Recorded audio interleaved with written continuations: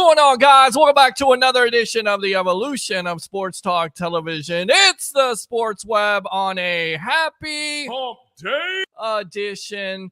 How do we start off this show as we're only 1 day away from Bucs versus the Falcons? 1 day away. Are you guys ready? Thursday night football. And also, it's my birthday. I'll be 46 years old. What do I want for my birthday? Well, I want three things. You ready? Bring your passion. Bring your excitement.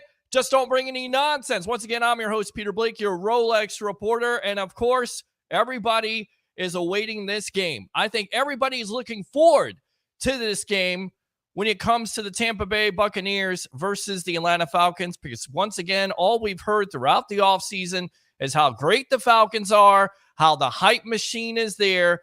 So on tonight's show, we'll have the legend himself, Mr. Leo Haggerty, former Coach Scott and now media member of Night Sports Productions and Amped Up Sports. We'll have Ryan Neal on talking about LSU and the Saints. And then after that at 10:30, we will have Turnbuckle Talk. That's right. We talk professional wrestling on this show, WWE action, AEW action. And as always, we'll take your phone calls, 727-255-0391. It's 727-255-0391. So what is your confidence level right now after the Bucs destroy the Philadelphia Eagles 33-16? Not great news today. As expected, I told you that this most likely was going to happen. The Bucs wouldn't take any chances. Kalijah Kancey is not going to play in this game.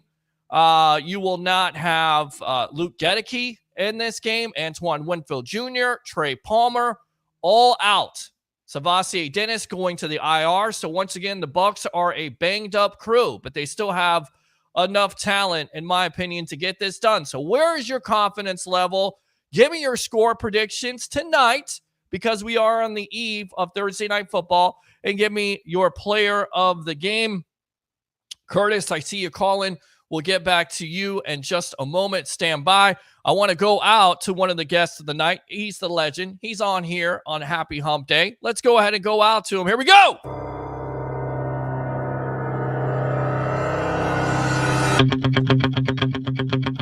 Former Coach Scott and now media member of Night Sports Productions and Amped Up Sports. And I am going to allow him to introduce his guest tonight, because we always have guests. You never know.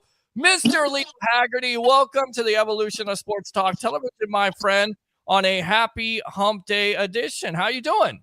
I'm doing fine, Peter, and I'm up here in Sea Isle City, New Jersey, enjoying the USF bye week. And I'd like to introduce our guest tonight, a friend of over 60 years, Mr. Rick Moore. He handles the San Francisco 49ers. He handles the Arizona Cardinals for us, and he's also an aficionado on Major League Baseball. How you doing, Peter? I'm doing great, buddy. Welcome to the evolution of Sports Talk Television. Of course, Major League Baseball playoffs are in full bloom.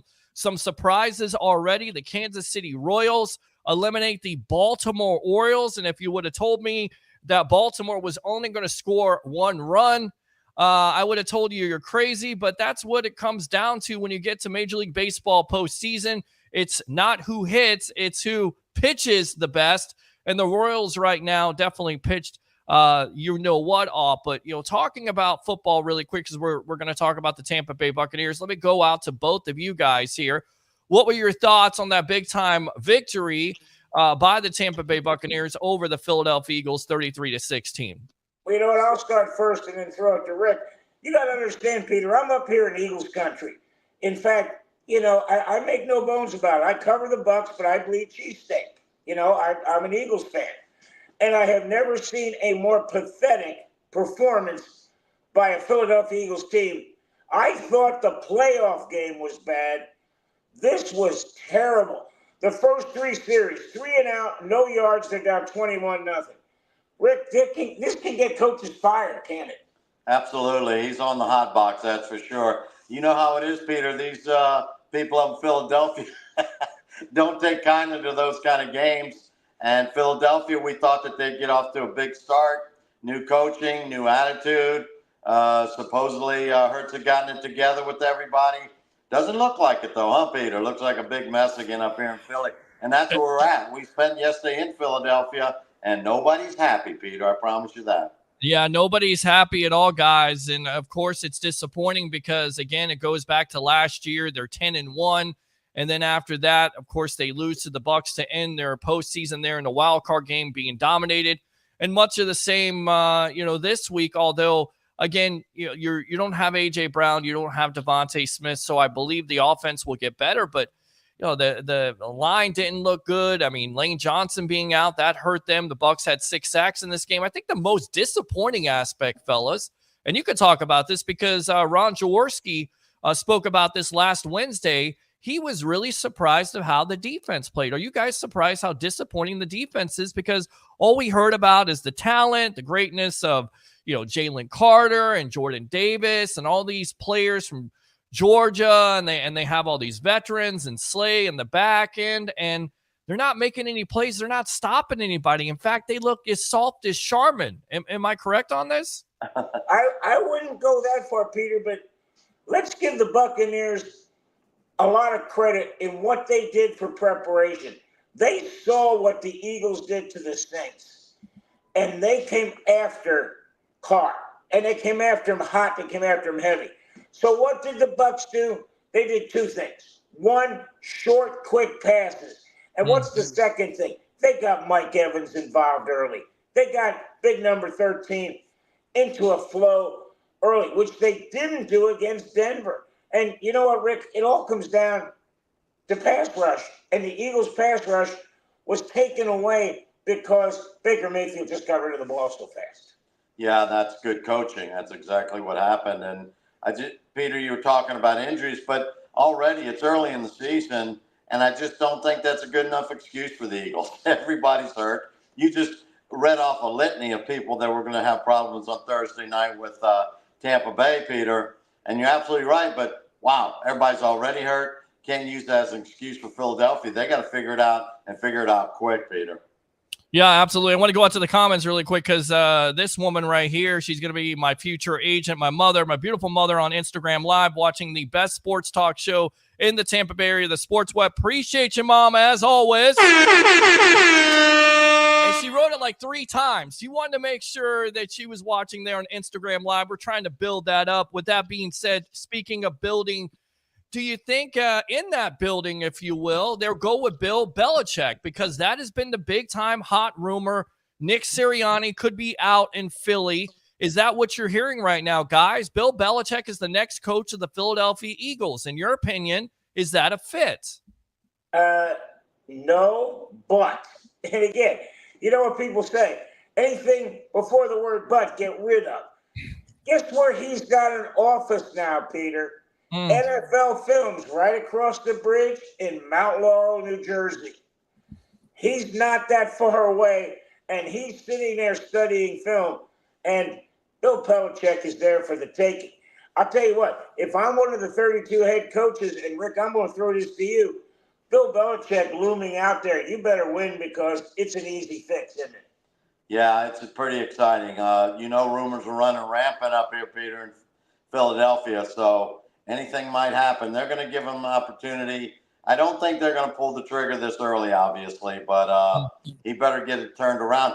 10-1 last year, as you mentioned, and then downhill. Thought we had it turned around. Everyone was positive, and now we're going backwards again after the game with the Saints. Things have better change, and they can change in this league. Again, so many people are hurt already. Things can turn around. Attitudes change. But it's time, Peter. Time's right now. And you know what they call it, the NFL? You know what that stands for, Peter? You know as well as I do. Not for long. Yeah, and not for long, guys. Not for long at all. It changes. Yes. Yeah, not for long. And the effort was there by the Bucs. They came out and wanted it. And who knows, they could come out with the same effort versus the Falcons, which could be expected, or they're on a short week and they come out with the effort against the Broncos and they get their doors blown off. And hopefully you don't do that on Thursday Night Football. Talk about this Thursday Night Football matchup, guys, and then we'll get out to Mitch Gross. I see him, former umpire also. You also have some umpiring experience, correct? Oh, yeah, they call me Low Ball Leo for a reason. That's for sure. never met a low pitch I didn't like. You know what, Peter? This is the worst case scenario for the Buccaneers. Short week.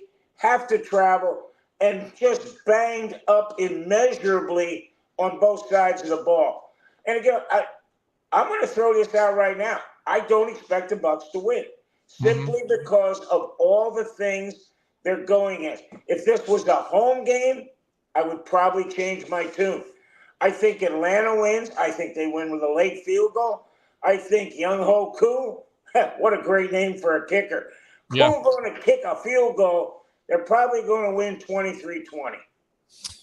What do you say? Well, I think that Tampa's going to step up. I really do, Peter. I think that certainly Cousins seems to be figuring things out, and that's mandatory if you're going to hand the ball off to Robinson.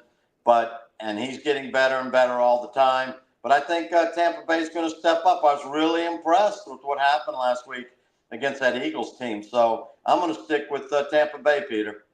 Yeah, I'm sticking with Tampa Bay too, and I get it. Again, the hype is there for the Falcons. I get it. They're coming in injured, but they've been able to handle it.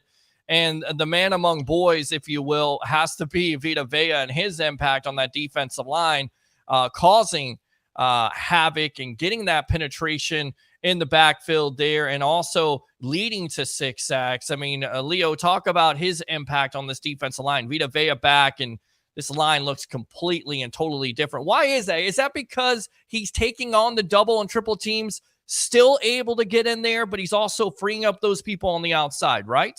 Peter, the bottom line, and Ron Jaworski preached this to us when he was on for 45 minutes last week. I love it. You've got to get color in the quarterback's face. What Vita Vea does is it makes those edge guys so much better, because when they put pressure and the quarterback starts to step up, there's big old number 50 sitting right in his lap. Yeah. So, if you can get pressure up the middle, get color in his face, and you know what, Rick? I'm not going to go against Jaworski. He's played the game. Well, and he played it for Philadelphia, so he knows what he's talking about. He's a big hero up here, and he certainly has a feel for this sport. So I'm not going against him either. It's all about pressure, Peter. I'm a big believer in that. When you get any of these guys, we were talking about this, all these quarterbacks are good, Peter. You give them 5-6 seconds, let them stand in the pocket, go to number 1, number 2, number 3, they're going to throw a complete pass. You get them scurrying around and running backwards, and anything can happen. And that's when the interceptions happen and the turnovers. So it's all about pressure, I think. It is all about pressure. I tell you what, let's go out to our web heads here. Evening, everyone, says Christopher Cole. What's going on, buddy? Lucas says player of the game will be Vita against the backup center. And, that's my thing. That's the matchup. This Bucs defensive line, even though you're banged up, you're not going to have Kancey. You will have Vea back. It's time for Yaya Diaby to have a big game. It's also time for JTS to have a big game. And against that offensive line, this has been, my main point of contention. You had an opportunity to draft an offensive lineman or a defensive lineman, a pass rusher to get after it. You weren't able to do that. You drafted your quarterback of the future, and Kirk Cousins may pay for that during this game here. Watch out, fellas. I'm telling you right now, you could see Penix. As crazy as that sounds, you could see him in this game. Falcons rise up. Mr. Toxic Black, thank you very much for tuning in. Yeah. Let's go out to Roger Shue. What's up? What's going on? Tribal Troll. Acknowledge me. Let's go out to Christopher Cole. If you want a good chance to make it to the World Series, then you need to finish the top 2 unless you get hot in the wild card series. We'll get back to baseball in a moment because we do have a guest on. A returning guest tomorrow is Pete's birthday. Thank you very much for remembering. What do I want for my birthday, ladies and gentlemen? A Bucs win! It's that easy for me. It really is. Or, Facebook stars are out there. If you like the content, or YouTube super chats, you can give to the content. You've done it before, Tribal Troll. Let's go out to Christopher Cole. If Raheem plays the Tampa 2, then we need to run the ball, hit those short passes and screens. Let's get back to that, and then we'll get out to our guest. Howard says AEW rocks. Stick around. 10:30 Turnbuckle Talk right up your alley. Yeah. Let's go out to Sarah. Champa Bay. Like it. Let's go! And let's go out to Howard right there. Go Bucs. It's exciting. Go Bucs. How about them Bucs, baby? Go Bucs. Thank you very much. Appreciate the comments, guys. We'll open up the phone lines in just a moment, but let's talk about that point right there with Christopher Cole. and then we will get on baseball because I know you guys want to talk baseball, especially being in Philadelphia, a major loss in the baseball world, and that would be Mr. Pete Rose. But this right here, Leo, if Raheem plays that Tampa 2, we need to run the ball and hit those short passes and screens. Agree with that? Absolutely. You got to get the ball out of Baker's hands, right, Rick? Absolutely. Baker's making it work. I think he's going to make it work again. I'm excited for this game. I think it's going to be a great ball game, Peter. What, two great teams and two teams on the up and up, and Baker's done a heck of a job since he's come over, and I really like the guy. I think that it's going to be a fun ball game is what I think. Yeah, still not getting the respect, though, from the national media. In fact, I saw a quarterback ranking. I couldn't believe it, guys. He's number 17. Can we make some sense of this? Can we give Baker Mayfield some love here, national media? Because he's putting up MVP type of statistics, not only just for the Tampa Bay Buccaneers, but for the rest of the NFL. Do we agree with that? Absolutely. You gave him the love. I gave him the love, Peter. Who else matters? We're right on top of it, buddy. We were all right on top of it, yes. Go, Leo? You know what, Peter? When you look at this, sometimes these guys have to have something to talk about. And when you look at when they put things out, on the radio they call it Dead Tuesday for a reason, because nobody's interested. Only the teams that played on Monday night, they're going to talk about on Tuesday. Tuesday's the worst day on the radio because there's not much happening. And I'll tell you what, you got to put out something controversial. Why in God's name you would make him 17th when his team's in the top 10? You don't get there without a quarterback. That's just the way of the world and the way of the NFL right now. He's faced that forever, though, Peter. You know that. He's never gotten the respect. It fascinates me. I don't know if the size or what the heck it is, but he's never gotten the respect he deserves. Well, they think, Peter, they think this is the Baker Mayfield that was banged up in Cleveland. I said this when they signed him. If this is the Baker Mayfield that was healthy in Cleveland, that went to the playoffs, destroyed the Steelers in Pittsburgh, and became one play away from beating the Chiefs to go to the AFC Championship game, that's a pretty darn good quarterback.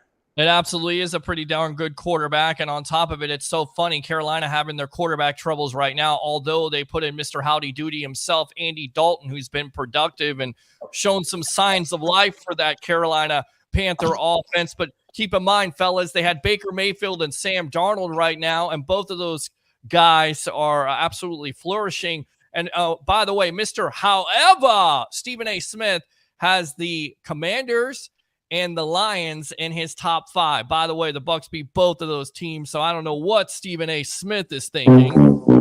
All right, let's get out to our next guest. Who do we got here in the back room on the evolution of Sports Talk Television, Mr. Leo Haggerty? We have one of our former class of 71, John F. Kennedy High School, Williamsburg, New Jersey, Mr. Mitch Gross, umpire extraordinaire. There you go. Welcome back to the evolution of Sports Talk Television. We're going to shift gears here and talk some baseball. How you doing tonight, my friend? Peter, good to see you again. Leo, Ricky, hey, we keep connecting. It's amazing. Year after year after year, we keep. It was an amazing class, and it's so great to see you guys. I again appreciate the opportunity. Thank you. Great to see you, man. Well, you know what, Peter? I'm going to steal one right now because do it. Rick has been pontificating to me, Mitch, as a former pitcher, how basically from the time we followed the game back late 60s into the 70s, the fastball was about 88, 89 miles an hour. Rick's saying now it's, in the low 90s, and I'm not going to steal his thunder because I'm going to let him tell me and tell all our listeners what people are looking for now in pitchers, but Mitch, as an umpire, what I'm seeing is such latent movement on the baseball. How hard is it to stick with that pitch all the way that 60 feet, 6 inches? Well, honestly, it comes down to training and experience, and we are taught, to follow the pitch with your eyes from the moment the pitcher begins his or her windup to the release, to tracking it with your eyes and listening to the snap when it hits the catcher's mitt.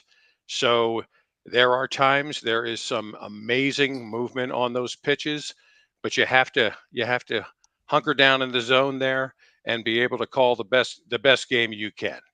And you know what, Peter, before you jump in, Rick had a great commentary on what we're seeing with pitchers today. Rick, let him have it. Well, I just think it's fascinating. It's so much fun to watch because it's turned almost into a guessing game, Peter and Mitch. We watched today, we watched a guy throw a 98-mile-per-hour sinker. Now, come on. We all played baseball, but, Mitch, that has got to be, that ball's a foot and a half outside the zone by the time the guy's swinging the bat. It's just incredible. And some guys have 6 pitches. And not only that, they got pitches that they can control, because it doesn't do any good to have a pitch if you can't control it. But these pitchers, everybody's going 6. Hopefully, they hope to get 6 out of them. I just think that the movement on the ball now, Mitch, is different than ever. The whole game has changed on the mound. And you're not looking at any more 5'10", 5'11" pitchers, are you? No, everybody we have been watching, we've been discussing this, they're 6'2", they got big tree trunk legs, they're pushing off, and they got big hands to cover them balls, and you don't know what's going on. It's fun, and I love it. But the poor hitters, I don't know. I'm glad they made the changes this year, because they need a little bit more a benefit that they were getting with these pitchers are just gotten out of control. I love it though. You are exactly right. They are bigger, stronger, faster, a bit meaner at times, and they all can deliver. But as I'm speaking again as an umpire, our job is to just basically you take it all in stride. Whatever he or she delivers, you've got to be prepared to just call your best game. What you see that ball doing, and it does some strange things at times within that strike zone. That's all that matters. Balls and strikes, fair, foul, safe, and out. That's why we're back there. We're there to administer the game, to keep it moving. And I know, I've become a fan of the clock. I think it has improved the game. I've become a fan of the professional game as far as instant replay, and actually all the way down to Little League. There's instant replay, as well. I think they have both been major improvements to the game. I was not a fan of instant replay at first because I didn't want the world scrutinizing everything I did. But the goal is, of course, as always, to get it right. And that's what it's all about. So they are working. But you guys are right. The players are bigger. They're stronger. They're faster. They're more experienced. The umpires have to step up too. And I give those guys credit, those major league guys. They pay their dues over the years to make it up to the show. And they work hard. They're constantly trying to refine their games. And they're doing the best they can behind the plate. Yeah, we don't always agree with their calls, but that's all part of the game. That's the human element, which I thoroughly enjoy, and I'm glad it's still a vital part of baseball. Peter, I'm going to steal one more before you jump in with Mitch. Yeah, man, you got this. Mitch, we have watched 6.5 baseball games so far. I can sit here and honestly tell you I've seen 2 calls that weren't correct if you're looking at that balls and strikes. And some of those things are a millimeter off. But I went to Rick. The 2 calls that were made were on low strikes, and the umpire was consistently calling low strikes. Yes. Which is not, if I'm a player, all I want is to say, hey, define the strike zone and keep it there for 9 innings. Would you agree? That's the umpire's goal for every game, to establish a strike zone within the rules of baseball and to be consistent throughout the game. Now, remember, there is one strike zone in the rule book. And if you look, whether you look at the Little League rule book or you look at the rules of Major League Baseball, and, I went online the other night just to double check Major League Baseball. And in one of the appendices, there is a description there. There is a picture of a guy in his natural stance, and the strike zone is technically here at the letters, the armpits, down to below the knees. That's technically what should be called. So the box you're looking at on those professional games is not exactly always correct. It's close. But as you said, Leo, the guy is trying to establish his zone from the get-go, from the first pitch. If I call that a strike in the first inning, it better be a strike in the 6th. It better be the same strike in the 9th. Same with those low pitches. If I think it's at the knees or just below, I'm going to call it a strike. When you get down to the youth levels, you call those pitches because we're trying to not only keep the games moving, but get the kids to swing the bat, learn to hit that ball, learn to run. So that's why there's supposed to be one strike zone in the game. Are we in an age right now, Mitch, where, the pitching clock is a disadvantage to the pitcher or disadvantage, in your opinion, to the hitter? Because once again, it seems like pitching is the dominant factor. The teams that are moving on are not the teams that are scoring a million runs. The teams that are moving on are the ones that are being able to pitch, play defense. Do you think we're in the age now of pitching where it used to be all about offense and, chicks dig the long ball? Now it's all about pitching, in your opinion? Peter, I don't, not at this point. I mean, it's all about adjusting too. And those teams that are properly coached and these players, these professionals, I mean, they're paid to adjust to the situation. They knew the clock was coming. They knew they had to move faster. So you adjust, but it all comes down to trying to make contact with that pitch when it's delivered. If swinging the bat, hitting the ball. So I don't think I'm not prepared to say one way or the other right now. I think the clock is making the game move along more quickly. But as far as the players, hey, they had more than advance warning, and they are professionals. So you adjust and you get prepared between those pitches just a little bit faster. I want to go out to Josue here, a big-time baseball fan, also big-time Bucs fan, but he says, we talk too much about football on this show, so we kind of try to change it up here on Wednesday nights with the guys here. He says the postseason currently format is flawed. What say you? So let me go out to Leo really quick. The postseason formula here, the format is flawed in your opinion. Is it good? Is he right about that? Because we do continue to see upsets with teams like Baltimore. Last year, we saw the Braves and the Dodgers go out. Is the postseason formula flawed, in your opinion?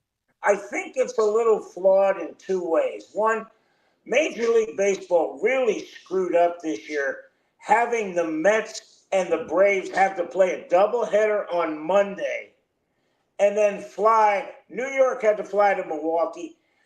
Atlanta had to fly to San Diego, coast to coast, and play Tuesday. I am a firm believer that this first 3-game series, one of these games has to be at the visitor. You can't just play 3 games there and say, okay, the higher seed is going to host all 3. You're not going to see really good baseball. Now, having said that, look at what's happened. The Detroit Tigers, who, Rick, they've been the hottest team in baseball. Absolutely. Walk into Houston, win 2 in a row. Kansas City walks into Baltimore, wins 2 in a row. And you know what, Peter? I asked Joe Madden one time, how much of the game is pitching is 90%? He said 90%. I said, Joe, what's the other 10%? He said pitching. It should be called pitch ball. Rick, it all comes down to pitching, doesn't it? It really does, especially, and that's one problem with the what you're talking about, Peter, and the question that your caller had, is that in a 3-game series, boy, I hate to see that. And I know that everyone's in, and I know there's wild cards, and I know all those. You're trying to get the biggest buck that you can, but 2 out of 3, Baltimore's gone. I mean, that's amazing to me. You play 162 games, you give it your heart and soul. Someone has a couple good nights pitching. Everyone's got 2 good pitchers. Some have 4, but everybody's got 2 flamethrowers who can throw the sinker and the splitter. Boom, you're home. Your whole season's over after 2. I'm not saying it's wrong, but boy, I'd like to see the 3 out of 5, Peter. Mitch, what do you say? Is it flawed in your opinion? Would you like to see more games and, of course, more competition with some of the big teams out there going out in the first round? A lot of fans disappointed, but at the end of the day, it's about, level of competition, who's hotter at that point with anything else in all of professional sports. So, in your opinion, is it flawed? I don't think the word is flawed. I think, in my opinion, you can't have a perfect format. There will always be issues. You will always hear complaints from fans around the country, depending on which teams are in and which teams are out. So, yeah, you'll hear from fans this year it's flawed. I think next year, gentlemen, if we get together at the same time to talk, I'll bet we're still talking about, oh, the system's flawed. Someone should be in. I can't believe they're out, et cetera, et cetera. Yeah, that's very true, guys. I want to end off with this because we're going to, end off with our baseball talk, get you guys out of here. Appreciate the time here on the Evolution of Sports Talk Television. And some people would say the system in Major League Baseball overall is flawed because Pete Rose just passed away the other night at 83 years old. Many people, along with myself, feel like he belongs in the Hall of Fame. It's not what he did as a manager, it's what he did as a player, being the all-time hit king, 17-time All-Star. Let's go to it, Leo. Pete Rose, how much did he mean to you? What's your best Rose memory? And does he belong in the Hall of Fame, in your opinion? Boy, Peter, that's a tough question. And again, we were talking the other day about this, and Pete Rose is in the Hall of Fame. His plaque just isn't in the Hall of Fame. He's in as the all-time hits leader, but he's not in there. And Pete Rose, the player, was a little different than Pete Rose, the person. And again, I was talking about this with, you got Matembe Mutombo, who died, a great person. Pete wasn't the greatest guy in the world off the field. Right. Now, the biggest slap in the face and the biggest, basically, fearful move I think you're going to see is I think Pete Rose is going in now because he's died. And you know what? If I'm a baseball writer, I would say, get out. You're just doing this to be vengeful, to be spiteful. Either put him in or don't put him in, but don't wait till he's dead. And that's basically what it came down to. Rick, your thoughts? Well, a great question. I think that when you consider what's going on with Barry Bonds, right? I'm out here in the West Coast in San Francisco, 49ers guy, and watching the Giants. Same questions coming up about Bonds. They come up every single year, Peter. Does he belong in? Does he not belong in? Now we got Rose, right? Does he belong in with the gambling? Why don't you ask Reggie Bush if he belongs in? The world's changing. Society's changing. Now gambling, every other commercial is a gambling commercial. So does that make Rose allowed to be in? Seems like it. Bush is suing him to get his Heisman back. So it's one of those situations where times change, things change, and it might be time for Rose to get in, and I think that may have changed, Peter. I'm going to get out to Mitch here in a moment. In my point of contention, I'll go full screen. The reason why Rose deserves to be in is what he did as a player. It will never be equaled ever again. On top of it, I believe Bonds, McGuire, all those players, they cheated during the game. If you know anything about baseball, the lifeblood of baseball is their records. So for me, they need to be out of the Hall of Fame, being Bonds, McGuire, Clemens, because they cheated the game. Rose did it as a manager, not as a player, and that's where I look at it. And you're exactly right. With all professional sports at this point, guys, getting in bed with sports betting and sports gambling, they definitely need to take a look at this. Mitch, where do you stand on Pete Rose? Does he belong in the Hall of Fame, in your opinion? Give me some Rose memories, too, if you like. I actually had the opportunity to meet Pete Rose. It had to be 20, 25 years ago up in Binghamton, New York, where I was working at the time, and he was appearing locally. And he was having a tough day. Not a very pleasant gentleman at the time, but he stepped up and he worked the crowd at the time. And you can't question his numbers as a player. I think Ricky hit the nail on the head. Times change. Thoughts change. Baseball writers change. I think he's going to go into the Hall. I don't think it'll be immediate. Maybe 5 years from now, something like this, after the dust settles, after the discussion, after his recent passing. But I think he will absolutely be in the Hall at some point in the next decade. Because you guys mentioned it, you got to open it up Pandora's box here on this show because we've talked about steroids in baseball. Leo and Rick, do you believe that Barry Bonds should be in the Hall of Fame? Yes or no? Why or why not? Yes, and they should have a whole wing for these guys. The Cheaters Hall of Fame. Because I'll tell you what, guys, I'm going to throw this out to both of you. I don't care what you say about steroids. You still have to hit a round ball with a square bat. I haven't met a drug that will make you do that better. All the steroids do is allow you to recover faster. Rick, your thoughts? Boy, that's a tough one. As much as I love Barry Bonds and the whole situation with Sosa and McGuire back in the day, I didn't like any of that, Peter. I just didn't think it was fair. It gives you an advantage that now, whether it changes hand-eye coordination, I have a hard time believing that, playing baseball for so many years. But it's a situation where you can't take an advantage. It's supposed to be pure natural talent, like Robert Redford, right? So I believe that, and what your point is exactly right about why Rose is gambling, Bush is gambling, and taking money, and then all of a sudden we've got the situation where they're taking steroids and making themselves bigger and hit more home runs. That whole Sosa McGuire thing was ridiculous. What's the record? I don't, who can judge that? So I'm kind of thinking keep them out, but I've got a lot of Giants fans, and they're not going to like that I said that. Well, listen, guys, the hand and eye coordination is already there before the fact. We could definitely admit that Bonds was on his way to the Hall of Fame. And like you said, yes, does it enhance his ability to recover? That's an advantage in itself. And on top of it, Barry Bonds actually had to get somebody in a lab to make things that nobody even knows what he put in his body. So it was absolutely an advantage. Nobody else had any access to that. Mitch, where do you stand on Barry Bonds in the Hall of Fame and the rest of the steroid cheaters, if you will? Well, I honestly think, guys, there are so many players that have skeletons in their closet that we will never know about. But that aside, I think he will be considered again. I question him. I have to agree with Rick on this one. I question whether the baseball writers in the coming years will decide to admit him. I think Pete Rose has a much better shot in the coming years.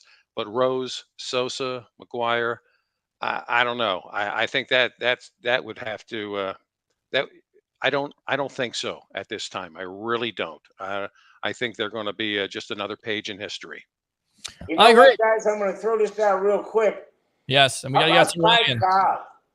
An avowed racist, and now they're talking about throwing him out of the Hall because I think you got to remember the times these guys played in.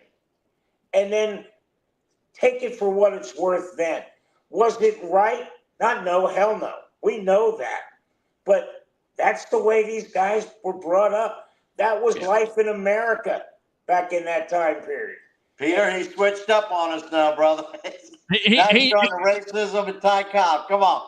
Well, listen, and a lot of people would say, the Negro Leagues, they should not be included with their statistics. And I say, yes, they should. Yes, they should. They are valid numbers, and whatever you want to say at the end of the day, yes, there's a sign of the times, but it does not eliminate that great talent in those leagues and those great numbers. Let's learn about that history. Let's not eliminate that history. Everybody's always looking to eliminate it or scare. Like, don't be scared. Like, yes, baseball was absolutely racist, and yes, they were wrong in that time. Yes. So we embrace that, and then how do you embrace that? You educate, my friend. You say, look at these great players in the Negro Leagues and look at all the great numbers that they had, and you embrace that and you celebrate that. Why are so many people, Mitch, against that?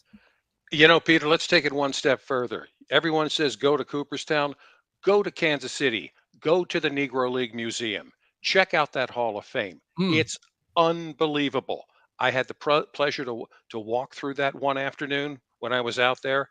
It's an amazing tour back, and the names and what these gentlemen accomplished, and and how they played the game at that time. It really was an eye opener for me. So if you're ever in Kansas City, go see the museum. It's amazing what you'll come away with. And of course, hold up, Peter. I love your attitude, Peter. Don't be scared. That's exactly how I feel. Yes, don't be scared. I got to throw this out. This is the greatest Negro League story in the world. And Ryan, stand by the way. I see you waiting patiently. We'll get to you, my friend. We'll give you your time. Go ahead, Leo. Josh Gibson hit a home run in Pittsburgh. Yeah. Well, it was considered a home run because he hit it and they never found the ball. They're out in Kansas City. And I don't know if this is an old wives' tale or not, but all of a sudden, Josh Gibson's at the plate and a ball comes in and the catcher catches it. And the umpire goes, You're out. And Josh Gibson turns around and says, what do you mean? He goes, in Pittsburgh.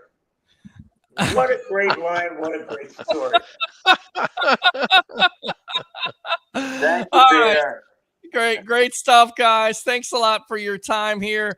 Mr. Leo Haggerty, Rick, of course, Mitch Gross. It's been a pleasure, and we'll definitely see you guys again here on the Evolution of Sports Talk Television, all right? Thank you, gentlemen. Thank you. Tell Ryan I said hello when he jumps on. Well, yeah, Leo, if you want to stay on, we could stay on with Ryan here really quick, talk LSU, talk some Saints, and you can let Rick go, and Mitch, I'll get you out of here on that. Thank you very much for your time, sir. If you want to stay on. Great seeing you. All right, Yeah. let me let Rick go. All right. Let me get you guys off there. Let's go ahead and come back here. We got Ryan Neal on, but again, you guys say, well, all your talk is Tampa Bay Buccaneers, and we do predominantly. We definitely talk Tampa Bay Buccaneer football, and we'll continue to talk Tampa Bay Buccaneer football, but we'll change it up a little bit. We'll talk some baseball. We'll get some former umpires on. We'll talk some Pete Rose. We'll talk some Major League baseball postseason. Is it flawed? We'll talk about the Negro Leagues. We'll talk about the history, and we won't be scared to talk about it, because at the end of the day, this is what the sports web is all about.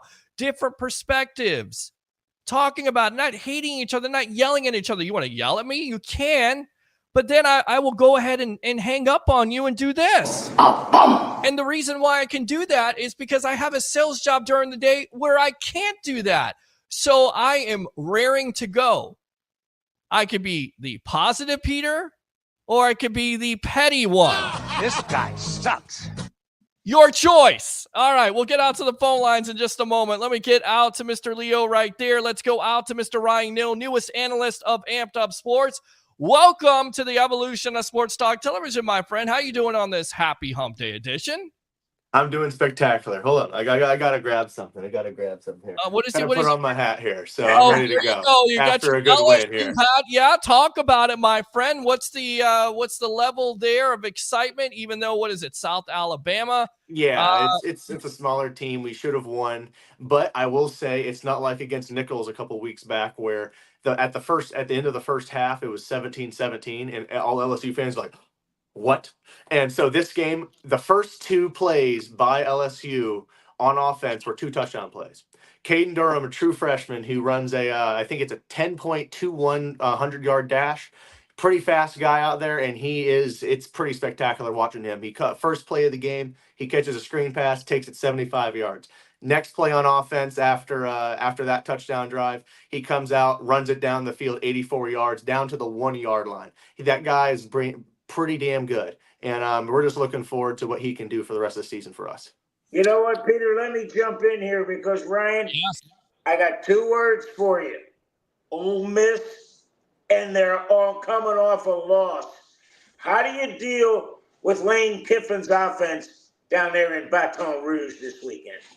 Well, I'm not gonna lie. So when I was on the ESPN New Orleans on Friday, he asked this past Friday. He asked me. Listen to you dropping names. Congratulations! Yeah, thank you. By the way, And yes. so he asked me what I think my biggest upset of the week was, and I said for some reason I have this gut feeling Kentucky's gonna go into Oxford and they're gonna beat them. And Mario on the radio show, he's like, "Oh, okay, we'll see." Guess of the season. I think follow my line with it. But so Kentucky, a 2-2 football team, very sporadic offense, does not seem to have any consistency, goes into Ole Miss, can't do anything offensively. Defense played lights out, shut down Jackson Dart. He's out of the Heisman talks because of that game. The Ole Miss offense was exposed because the past three games they've played like FCS opponents. They haven't been legitimate, and they were putting up 60, 80 points a game. Now they're having to play that SEC comp. We'll see what happens against South Carolina, and then they have to go 2 away games, one at South Carolina on Saturday, and then after that they have to come into Baton Rouge at a night game that I will be at, and I'm so excited for it. Absolutely. And once again, credentialed media right there, part of Amped Up Sports. We love it here. Mr. Ryan Neal, newest analyst of Amped Up Sports. I'm your host, Peter Blake, along with the legend himself, Mr. Leo Haggerty, former Coach Scout and now media member of Night Sports Productions, Amped Up Sports. Let's go away from LSU really quick. Let's talk about USF. Leo, we talked about today on the JP Peterson show. I don't know what I'm more disappointed in. Is it the offense and their inability to, they go 3 and out. They have, you feel like, coming into a second year of offense, Brown is going to be better. I don't think he only depends, it seems like, on one wide receiver. They're not able to run the ball. They're off rhythm. They're off kilter. They're coming out there, 3 and out. I get it. They're fast and everything, but maybe they should slow it down. And their defense, it's not good because the offense is not helping them out. I mean, make some sense of this. They get their doors blown off by Tulane. Well, Peter, I didn't say they got the doors blown off. It looked like the Hindenburg going down in Lakehurst. The humanity. It was terrible. Peter, that was just, I didn't see that bomb dropping, and it did. And they got to get it together. This is a team that needed the bye week so badly just to get healthy. The biggest fear USF had was not losing to Miami and Alabama, but just getting beat up so bad that you couldn't get to the next level game, which was, sadly enough, it wasn't a Rice, it wasn't a Charlotte, it was Tulane. And Tulane's pretty darn good. And you know what? That's down Louisiana there, Ryan. That's not a bad secondary team down there, is it? No, it's not. And what I can say about them is, for USF, this beginning of the season, that's a gauntlet for them. Having Alabama, Miami, and Tulane. Remember, this is a team that went wire to the wire with Ole Miss and nearly won, I think, last year. And then at the end of the year, with Caleb, this is 2 years ago, Caleb Williams against USC, Tulane beat them. And that's a pretty good thing in itself. And this is not a pushover. This, in all due honesty, this is what I kind of saw. Tulane is a good team. That they are a very sound team. In the past 3-4 years, they've just been on the up.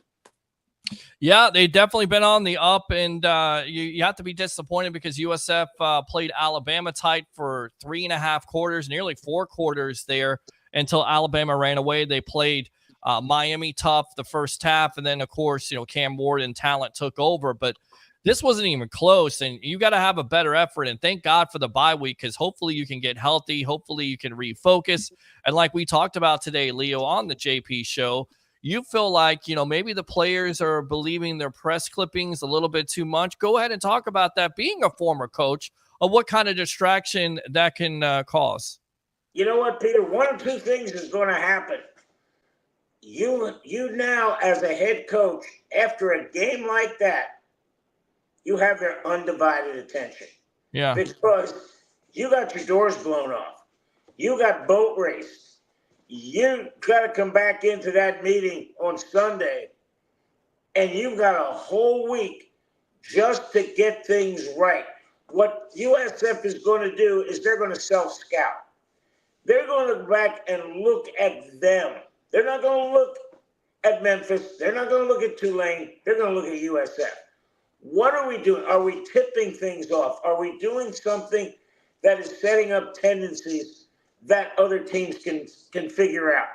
That's going to do that the whole week. Next week, now they're going to get into Memphis. And again, I would rather be USF right now than Florida State. I mean, Florida State, they're looking at Clemson coming to town, and Clemson is not going to come in. They're going to come in ill humor after last year's debacle up in Death Valley. This could get really ugly. Could get ugly. This could be I agree. 4 or 1-4. That's not good. But Ryan, I want to ask you this question real quick before we go on. If LSU beats Alabama, all of a sudden you got LSU, Alabama, and Georgia, all there with one loss. Alabama and Georgia with one loss. LSU still sitting at the top of the mountain. That gets real interesting real quick. That's why this Ole Miss game is really important, isn't it? Yep, I completely agree. The thing is, right now, after this bye week, we are in the gauntlet of our season. It's Ole Miss visiting. It's at Arkansas, at Texas A&M. That game, I'm very Texas A&M kind of has our number with stuff like this. Whenever we go into Kyle Field, they got 101,000 cringy cult fans that they have at Texas A&M, and they are raising hell on us. And it's always a hard environment. Alabama this year, that real quick, that Alabama Georgia game is by far, I think it's already going to be the best game of the season. That Yeah. was insane. The last 3 minutes of that game, I was baffled. That was just like, okay, this is what we wait for Saturdays every year for. Yeah, and then you talk about the SEC, a great game on Saturday night, defense optional, but you had Georgia, gets down early to Alabama, and then they come storming back there. Carson Beck made some unbelievable throws, also made some bad throws, had some turnovers in this game. I think a lot of NFL scouts are going to be looking at that, but you can clearly see the reason why he may be the number 1 overall pick here, Leo, is because he can make a lot of those throws that you want an NFL quarterback to make. Of course, Milroe and that Alabama offense responds to beat Georgia. So what were your thoughts on that game? And then on top of it, the 2 quarterbacks, though, Milroe and, of course, Beck. Well, what a great game. This is what college football is all about. Alabama just jumps all over Georgia. Georgia comes back, and then Alabama throws a 75-yard touchdown pass and then has to make an interception in the end zone. I mean, it doesn't get much better than this when you're talking college football. But I'll tell you what, guys, when you talk about the number 1 pick in the draft, you better take a look at that wide receiver out at Arizona. Man, oh man, is he good. He is really good. Arizona went up to Utah and beat the Utes in Salt Lake City. That just doesn't happen. That's amazing. You're looking at some teams right now across the nation. BYU is undefeated. Look at what's happening in the Big Ten. You got Penn State, Ohio State. Look what's happening in the ACC. You got Miami. You got Clemson. And they don't play each other until they get to the finals. I got the best one for you guys. This is amazing. Guess what 2 teams are leading the AAC right now? Army and Navy. And here's the kicker. If the 2 of them are leading, they're 1 and 2. They will play the week before of the Army-Navy game because it's technically not a conference game. They'll play for the AAC championship, then they'll go to Baltimore to play the Army-Navy game. Is that wild or what?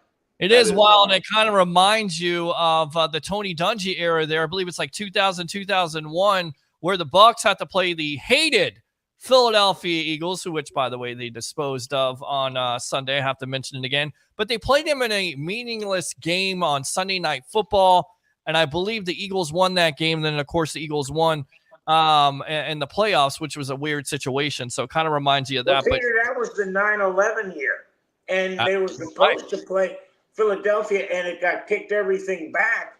You're right. It was just a matter of, okay, let's get this game over with because it's already been determined.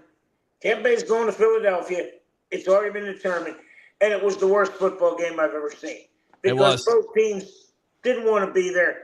They wanted to get it over with. I think the starters played 3 plays on both sides of the ball. It was great. Yes, it was a foreshadowing of things to come because Philadelphia, I believe that year, also dominated the Bucs, and then eventually it led to Tony Dungy being dismissed, and then them supposedly getting Bill Parcells, and then Parcells once again, a hated guy, leaving the Bucs at the altar for the second time 20 years later. A little bit, you weren't. I don't know if you were born at that point, Ryan. But go back to the Alabama Georgia game. What were your thoughts on that and the quarterback talent there with Beck and Milroe? I think Carson Beck is just as good as Stetson Bennett. I don't think he's special in any way. He goes into Kentucky, a game that, these guys are 5-star prospects for a reason, and that kind of carries over to the NFL, over college, and then that kind of narrative holds around in the NFL draft. I mean, goes into Kentucky. They barely win there against a Kentucky. I don't care what the record is of Kentucky, what talent is on that team. Georgia is insane with talent, coaching staff, everything, and the culture of that program is going to be way better than Mark Stoops at Kentucky. So beating them 15-13, little suspect. Then they go into Alabama, and he had some bad throws. And in the NFL, yeah, you can have a 28 point. I mean, in the college, you can have a 28-point comeback. In the NFL, it gets a lot sketchier when you start throwing 2 interceptions and throwing bad passes like that. I don't think he's, as they say, in my opinion, I think Jalen Milroe is a better quarterback. I think Shadir Sanders is better. I think Cam Ward is better. Hell, I even think Garrett Nussmeier and LSU is better. And I don't talk about him much with the Heisman conversation, but I do believe Nussmeier is a better quarterback. Wow. Strong words there by Ryan Neal, newest analyst here of Amped Up Sports. Gentlemen, do we want to finish it off right there, or do you have any final thoughts, Leo Haggerty? Well, I'll tell you what, guys. I do a column Monday and Tuesday of the 5 wild games, NFL and NCAA. And when you think the bar is set, the next week just trumps it. Look at what's happening in the NFL. Look what's happening in NCAA. There are games that are being decided in the last second. Young Ho Koo kicks a 58-yarder to win the game. It's like, where are these guys kicking it from? I saw a safety in the Lions game. Think about this now. Jared Goff was 18 of 18. Yes. But go and look at the statistics. Seattle had 518 yards of offense. They had 38 first downs. They controlled the ball almost 9 more minutes and lost, and only had 2 turnovers, and one of them was on the last play of the game. That's how crazy the NFL is. That's how crazy the NCAA is. And again, just go down and look at the games that are coming up. What a great weekend. NCAA football, NFL football, Thursday night with the Bucs. You got baseball popping in. You've got hockey showing up in another week. Guys, don't get any better than this, does it? It does not get any better than this. And, being on 2 hours of sleep, I'm ready to go. I'm energized at this point because of all the sports we could talk about here on the evolution of Sports Talk Television. Ryan Neal, give me some final thoughts here on this show. Final thoughts. So I'm going to talk about the Saints just for a minute because I thought you would, because I know you were disappointed after coup, because Leo keeps on reminding you about that. But hold on now. There's talk. Now, this is a rumor that Davante Adams is out there on the trade market. And supposedly the 2 teams that he could be interested in are, of course, Aaron Rodgers and the Jets, where I think he most likely will end up. And I think this happened last year. This was put in motion last year when Rodgers and, of course, Adams was upset with the Raiders not addressing that quarterback situation. And also your New Orleans Saints with the former quarterback, Derek Carr. So Davante Adams in a Saints uniform. By the way, only $2.5 million in the cap, but you know what I say about the salary cap. It's like the national debt at this point. It's an amount. Doesn't matter. It doesn't matter. Just throw the money out there. Davante Adams in a Saints uniform, yay or nay? Yay. It'd be cool, but at the same time, I don't think, while he would upgrade any receiver room in the country with him joining it, the Saints, it's not much of a need. I think we have some pretty good ballers out there catching the ball on both of the outsides. But our issue is offensive line, and I'm still like, I'm about to say, Derek Carr, you go. And then, like, the first 2 weeks, you're like, you go, yay. Then the past 2 weeks, you're like, oh. And whenever we scored with the last, exactly. Whenever we scored and we left 3 to 2 minutes left on the clock, I could see it. I was like, we're in a dome. We're going to give Young Ho Koo the last kick of the game. It's in whoever, like, I understand why having a dome. It's air conditioned. It's cool. The atmosphere is really sick. But kicking the field goal, it should be like clockwork in there. You have no wind. Like, it makes it so easy. And every time, how many games I've seen either in a dome that it's off of a game-winning field goal? It happens so much. And I'm like, man, turn on the ACs to blow the ball the other way. Like, come on. Like, I don't know. Yes. But, I'm used to it with the Falcons beating the Saints last minute. I feel like it happened last year in the same fashion at some point. We'll try to bounce back this week. Yeah, you're trying to bounce back this week in an egregious call, if you will, Leo word there, SAT word, with the New Orleans defender, which sets up that field goal because, he clearly has no business pushing the wide receiver. And you know that the ref is going to look for that if you touch the receiver beyond 5 yards. And again, the defender does that, and that sets it up. And it's just like that type of play right there. One type of play, which is different from the NFL and college football because they'll do 15 yards. In the NFL, they'll do spot of the foul, and that changes the game completely. Gentlemen, thanks a lot for the time tonight. Leo, go ahead and promote yourself here on the Evolution. Yes, this is Amped Up Sports. Now, we were off postings since Hurricane Helene showed up. We're starting to get back at it. Some of our Amped Up Sports family, they were hit pretty hard, lost some power, just getting it back. Some have some flooding issues. We're just starting to get the post back. We should be caught up all by Saturday. Good stuff. And Ryan Neal, go ahead and promote yourself, Mr. ESPN Radio and Credentialed Media of LSU. Oh, thank you. I like all the titles and stuff. I really appreciate it. So I'm on Monday and Friday with ESPN New Orleans. If you're in the New Orleans area, open up to me. I'm there. You can even find it on their website, ESPN New Orleans. If you type that in, you'll find it. I'm also on Instagram with Ryan.Nealster CFB. You can follow me there. That's where I post all my stuff with LSU and anything college football related. And I also post articles on the ampedupsports.com, our website, and you'll find me on there. Great stuff, guys. Appreciate the time here on the Sports Web, all right? Take care, fellas. All right, good stuff there. Let's get those guys out of here. Let's go back to this right there. Let's see. Where is it? There it is right there. There's my overlay. All right, it's just me and you now. And, of course, the phone lines are going to ring, so here we go. Stand by as I will connect the phone line as you Bucs fans are raring to go. Give me a score prediction tonight on this Thursday night football game and player of the game. Let's go out to Mr. Williams leading off the Evolution of Sports Talk Television. You ready to go, my friend? You ready? Yes, sir. Yes, sir. Okay. First of all, Brother Peter, happy early birthday, my man. You heard me? Thank you, man. I appreciate it.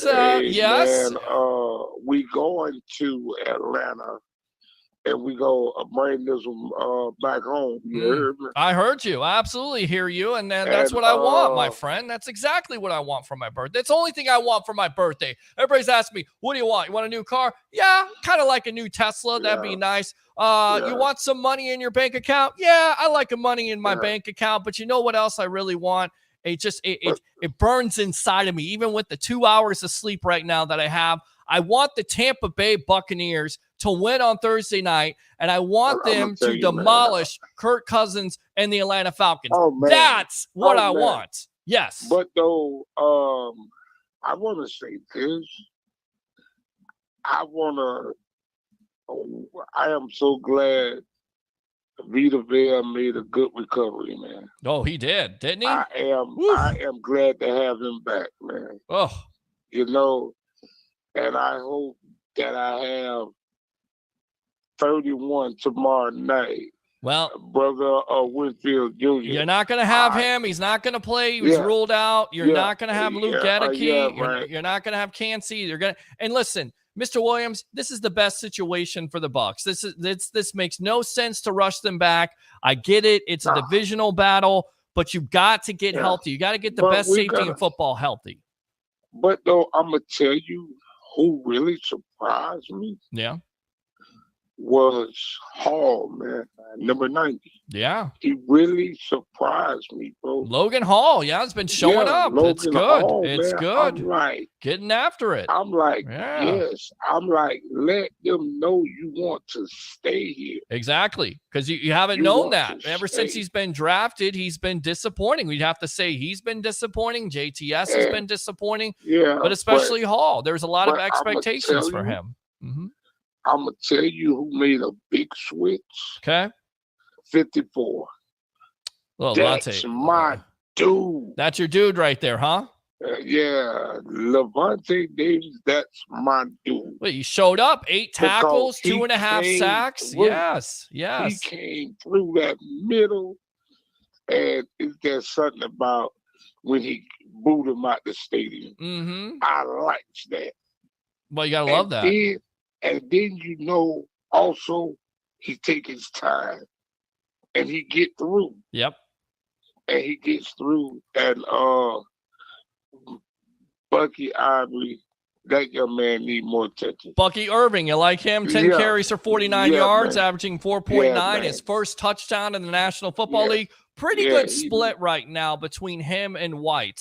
Both of those players had 49 yards, so it's nice to get that kind of production. And like I say, at the end, when it's all said and done, they need to get Levante Gold Jacket ready. Yes.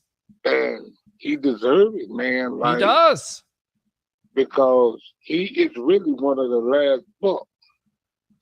And I don't know where Harry is, but I'm looking for him. I know you're looking. I know you're looking for Harry because Harry the Greek, and we'll play his walk-up music because he's not here. We'll play it anyway.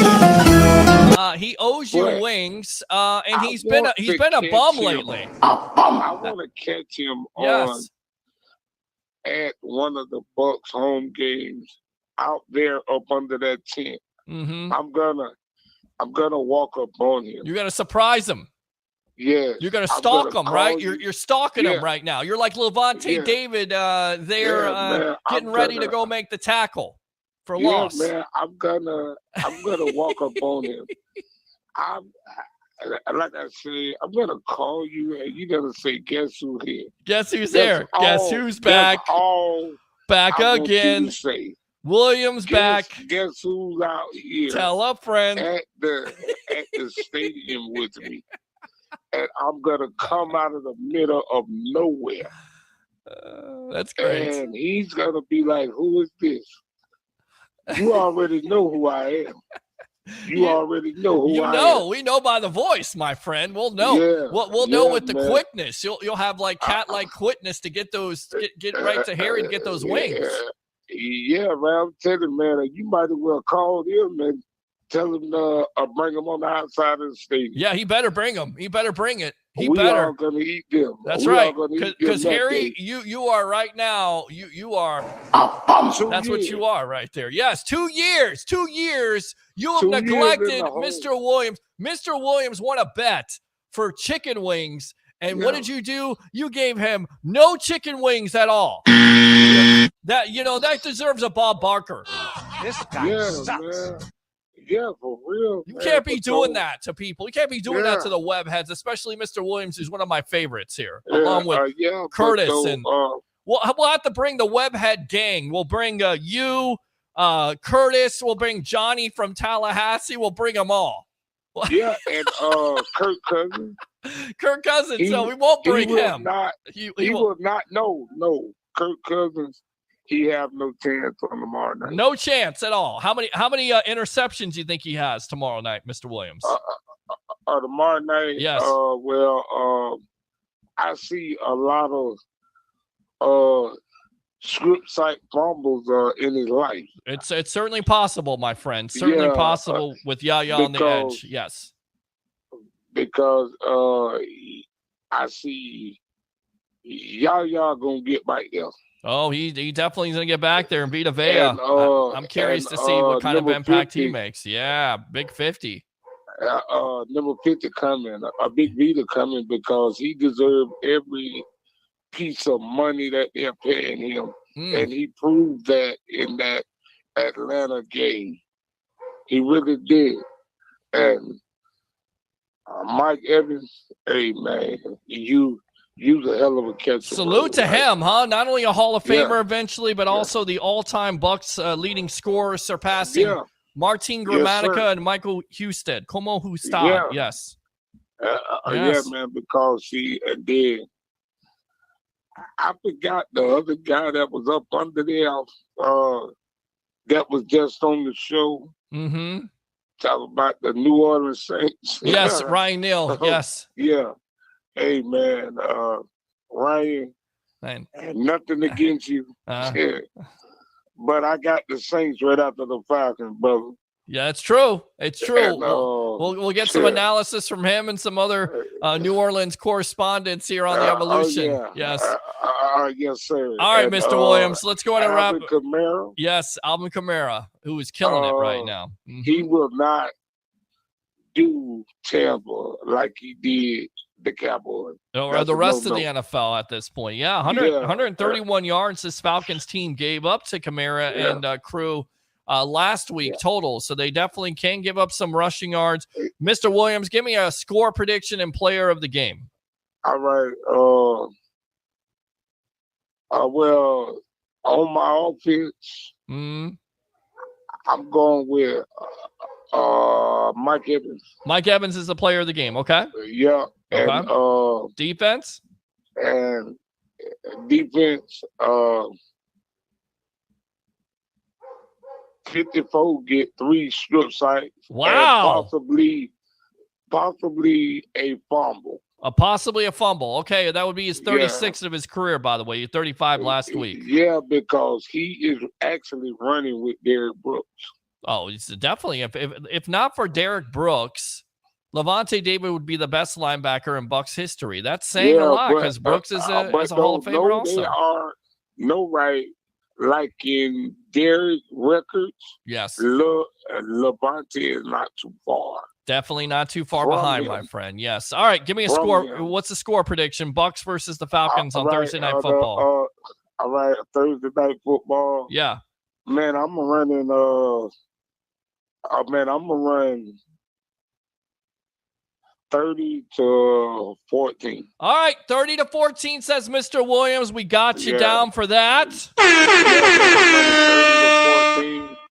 And Raheem Morris, good that you have a Super Bowl, but bro, we not finna split with you because y'all got a quarterback almost 50. Almost 50, and he may be 60 tomorrow night if the Bucs get to him. Mr. Williams, thanks a lot for the call, man. We appreciate you. Use that second call, and we'll try to work on getting you those wins. Hey, man, it's all love here. You're definitely one of the web heads that I enjoy. Yes. Hey, man. Yes. Number love, and I hope you get everything you want for your birthday. Yes. But though Tampa is going to get you a win. Yes, that's what I want. Tomorrow night, I want all the web heads to come out after the game because I'm not drinking. I'm not partying. I'm watching the Tampa Bay Buccaneers kick some ass tomorrow night. How about that? I cursed a little bit. We're going to be in the South. We're going to be four-time NFC South champions. Mr. Williams, thanks a lot for the call. Appreciate you. As always, good stuff from him. Open phone line, 727-255-0391. It's 727-255-0391. It's the Sports Web. I'm your host, Peter Blake, on this happy Hump Day edition. We'll go ahead and throw it out there. This too. Victory! It is Victory Wednesday. So, Bucs fans, what do you think about this matchup versus the Atlanta Falcons? And ask for phone calls, receive phone calls. Let's go out to Johnny from Tallahassee. Johnny, what do you know? Welcome to the Evolution. I know the Bucs are the best. All right. Yes. All right, man. You what's your confidence level at this point? Lots of injuries to this team. Cansey missing, Haggerty missing, Antoine Winfield Jr. missing. Trey Palmer not in this game. Savassier Dennis passed to Cavassier. He's not going to be in it. He went on the IR. So how confident are you on this Bucs team against the Falcons on Thursday night? I'm really confident. I think that, like I always say, you're only as good as your secondary. I really feel like the team as a whole has really worked hard. Okay. And then we see it week in and week out. So much of our secondary always, they always pull through. They always, show that they're there to play. And I'm just really confident that, we're going against the Atlanta Falcons. I think the run game is going to be strong for the Bucs tomorrow night. Okay. And I really think that I think Irving's going to really shine tomorrow night. He's my player of the game. Okay. How many yards? He has over 100 yards, Johnny? Yes. Okay. Over 100 yards for Bucky Irving. I got you down for that. Be his first 100-yard game of the season. Wow. If you just watch him progress week to week, in and out, it just seems like he's getting better and better with each game. And I know that Atlanta's been a little weak against the running game. I think that we're going to, he's going to get some open lanes, man, and make some big runs and, 100 yards, at least one touchdown. All right. 100 yards, at least one touchdown. Defensively, who's your player of the game? Vita Vea, man. Okay. Always Vita. 2 sacks for him. Wow. I think he is going to destroy Atlanta's offensive line. I think he's going to wreak a lot of havoc, and he's really going to open up. He's going to open up for so many plays to happen. They're going to be so concentrated on stopping Vita that they're just going to be all over him. All right, I love it. And give me a score prediction tomorrow night. Bucks versus the Falcons. What's your score? Tomorrow night, we're going to say, I want to say 33.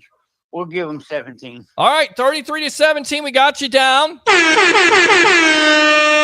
Johnny from Tallahassee, you become one of my favorite web heads, so definitely tune into the Evolution for the post-game edition, all right? So we can get your phone calls, hopefully Yes, a winning edition. I got a few things going on tomorrow evening, so I'm going to be a little late getting to watch the game. Okay. Happy birthday in advance, Peter. Thank you. I appreciate that, my friend. Johnny from Tallahassee, use that second call if you like to, my friend, all right? Yes, sir. Thank you. All right. Good. Yeah, absolutely. Go Bucks. He said go Bucks. Let's go! He said go Bucks. How about them Bucks, baby? I think he said go Bucks. You got to love it. Open phone line, 727-255-0391. It's 727-255-0391. Wednesday night, happy hump day edition of the Sports Web. Are you fired up? Are you ready for your Tampa Bay Buccaneers to take a piece out of the Falcons? To shut the whole media narrative up, which we have heard as fans.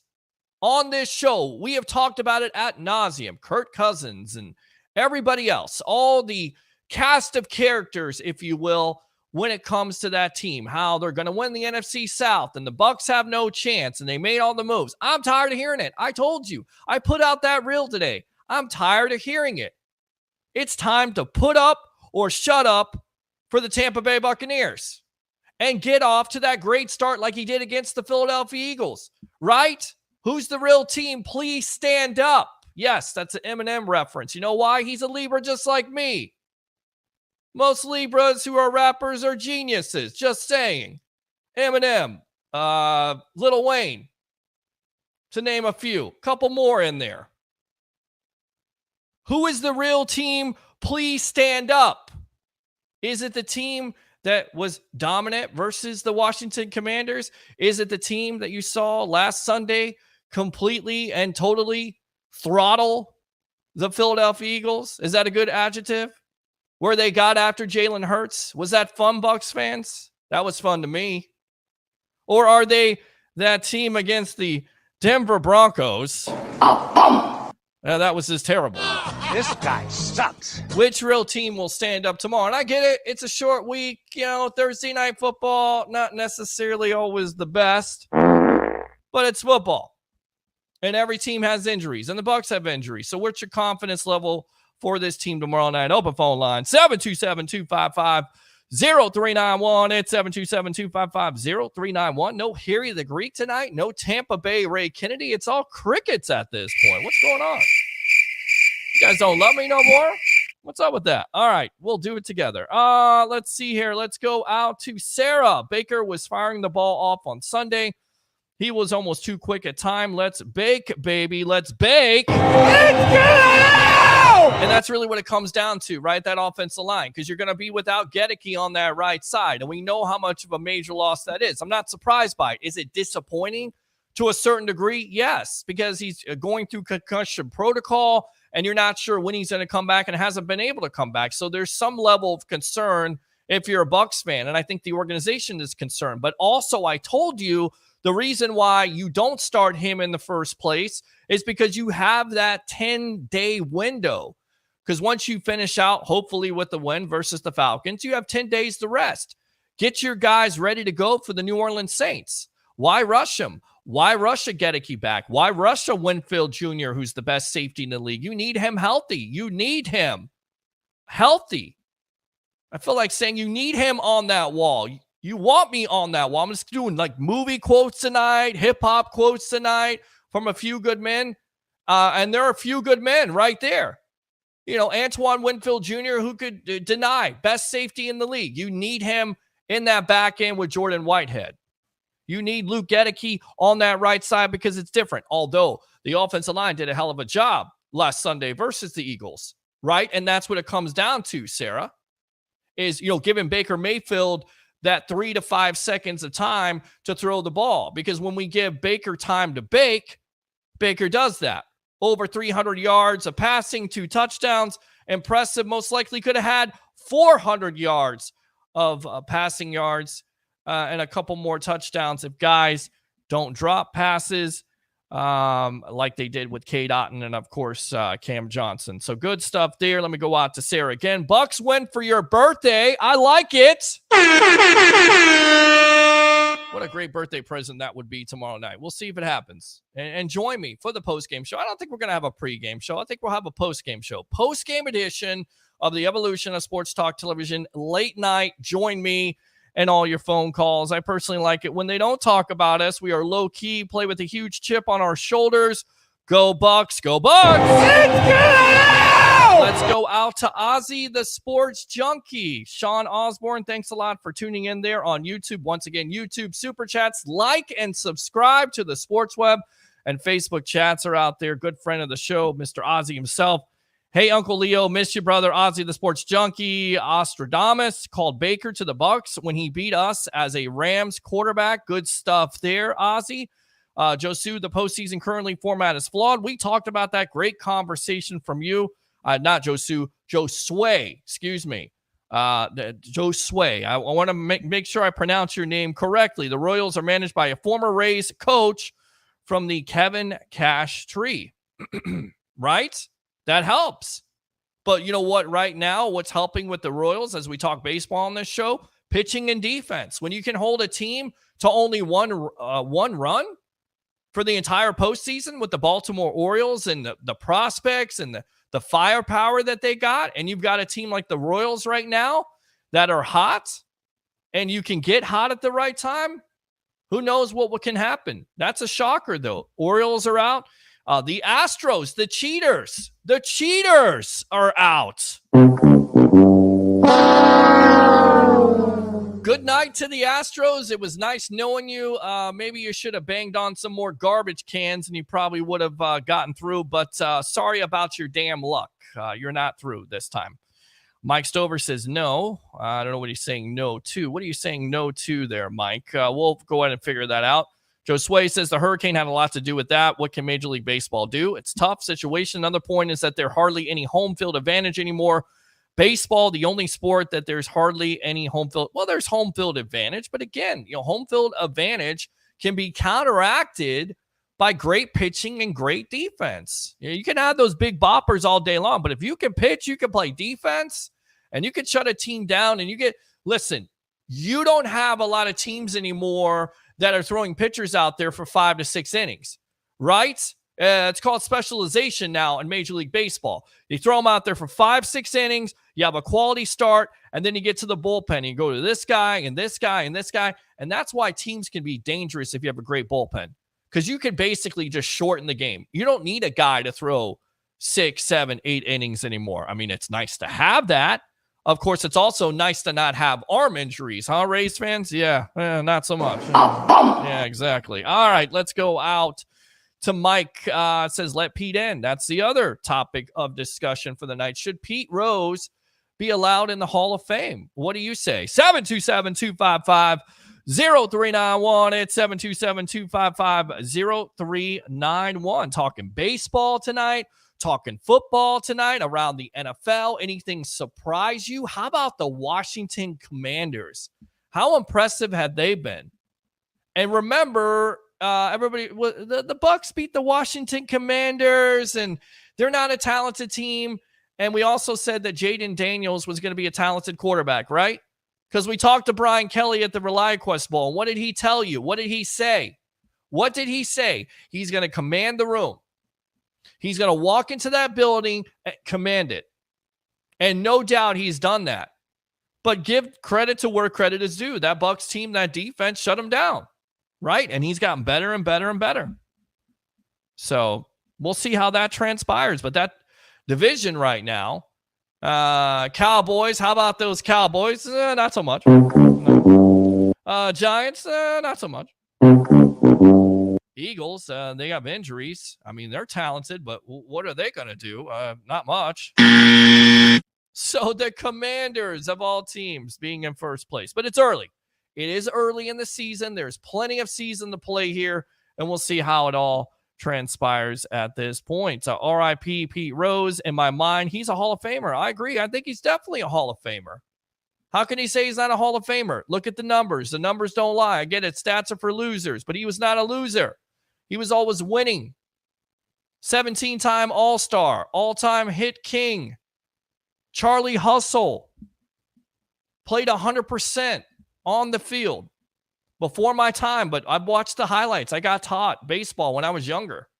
Dad sat me down when I was 8 years old and taught me about the great Pete Rose and taught me about the great Yankee teams because my dad came from New York, Buffalo, New York, but he was a Yankee fan. I knew all the retired numbers. We learned about baseball, and the one thing we learned about when talking America's pastime was Pete Rose. I have no doubt Pete Rose should be in the Hall of Fame. Now, should they have put him in there when he's alive? Absolutely. Will they put him there when he's dead? Most likely they will. He belonged there the whole time. And I still say that, whatever he did as a manager should not be a direct reflection as a player. Just my opinion. Let's go out to Liz Timbers. Peter is my boyfriend. Happy birthday to me. I didn't know that, but thank you very much for tuning in. Always love those type of messages. Thank you very much, Miss Liz. Appreciate you as always. Love when women tune in to the evolution of sports talk television. It brings a smile to my face. It's always a good thing. Love it, Peter. Thank you very much, man. Appreciate you as always. Oh, yeah. You're definitely one of my favorites, even though we don't see eye to eye. We can agree to disagree, or we can walk away as friends and talk and communicate. That's what we do. Different perspectives. Don't be scared to disagree or agree with me. Most likely you're going to agree with me. But if you don't, I'm not going to hate you. I'm not going to ban you. I'm not going to say you can't call the show anymore. In fact, I would encourage you to call the show. It's a challenge for me. I like talking to people. I like hearing different opinions. You can't all agree with me all the time, but the majority of the time, I'm kind of right. I'm just saying, right? Huh? Sort of. All right. They're going to get cooked. Tampa Bay all the way. All right, Space. Give me a score prediction. And again, open phone lines for you Bucs fans out there. Score prediction, players of the game. You can do offense, defense, whatever you want to do. 727-255. 0391. It's 727-255-0391. Carl Hardy says Tennessee, baby. Okay. Oh, yeah. Let's go out to Tim here. Devontae will end up with the Jets. Agree with you. Completely agree with you because they're going all in. Because Aaron Rodgers is not only the head coach of the team, as you know, but he's the general manager, and most likely he has the ear of the owner. And they're going to go all in for him. Is it the right move? They got the money to do it. The coaching is not there. The defense has definitely been not as good as advertised. But you get a big-time weapon like Davante Adams, and you know that Rodgers has that chemistry. We always talk about it, right? Quarterbacks with chemistry. You got to have it. Baker Mayfield was able to develop that with Mike Evans and Chris Godwin, and now you got Sterling Shepard, who's going to play for Trey Palmer, and, of course, Jalen McMillan, who are both going to be out of the game. You have that chemistry from college. You need that. Rodgers has that chemistry with Adams. Not saying Adams can't go to New Orleans. I just don't expect it. I think New York will go all in for Rodgers, and they'll get Davante Adams. Now, what are they going to trade for him? Well, remains to be seen. Raiders definitely are on a rebuild at this point. Love Pierce as a coach, but what do we always say about the National Football League, right? It's not for long, but if you don't got a quarterback, who's your quarterback? Gardner Minshew? Not so good. Nah. Aiden O'Connor or Quinn or whatever the hell his name is. Is he anything? No. Shut up! You don't have a quarterback, you're not going anywhere. Look at that division as a whole. Do I have to explain it to you? Patrick Mahomes? He's pretty good. right? Trying to go for 3 Super Bowls in a row. Justin Herbert, pretty good. Bo Nix, he was good against the Bucs. I don't know how good he is overall. He's a future guy for Sean Payton. You got to have a quarterback. You got to have a quarterback that's going to run the league. You don't have a quarterback, you don't got nothing. All points of football. NFL, college football, whatever you got, high school football, you don't have a quarterback, you're screwed.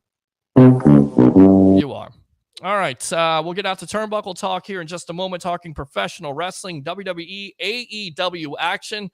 Lots of stories as Dynamite just ended there as I'm watching that in the background. Tim says, well, Tim first, good evening, Peter. Good evening to you. Oh, yeah. All right, let's go out to this guy. We'll get back to the comments in just a moment. Let's get out to the hill mark, Mr. Frankie from Wisconsin. We got guys calling from Tampa, Tallahassee, and now Bucs fans and Wisconsin, United States, worldwide.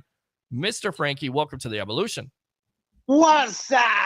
What's up, man? You know how we do this. How do we do this, man? 3 things. We Say gotta bring our passion, bring our excitement, and hey, you best not bring nonsense on my guy. Peter. That's right. Don't bring nonsense because I'll Mark will just come up there. I'll just bring a steel chair. Get him.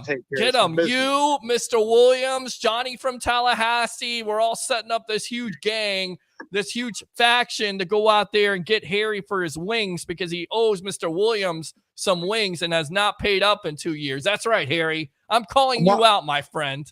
While you're at it, why don't you give me a couple too? Get you a couple wings. Why not? Sure. Why not? Wings for everybody. Parmesan and garlic. Harry will buy for everybody.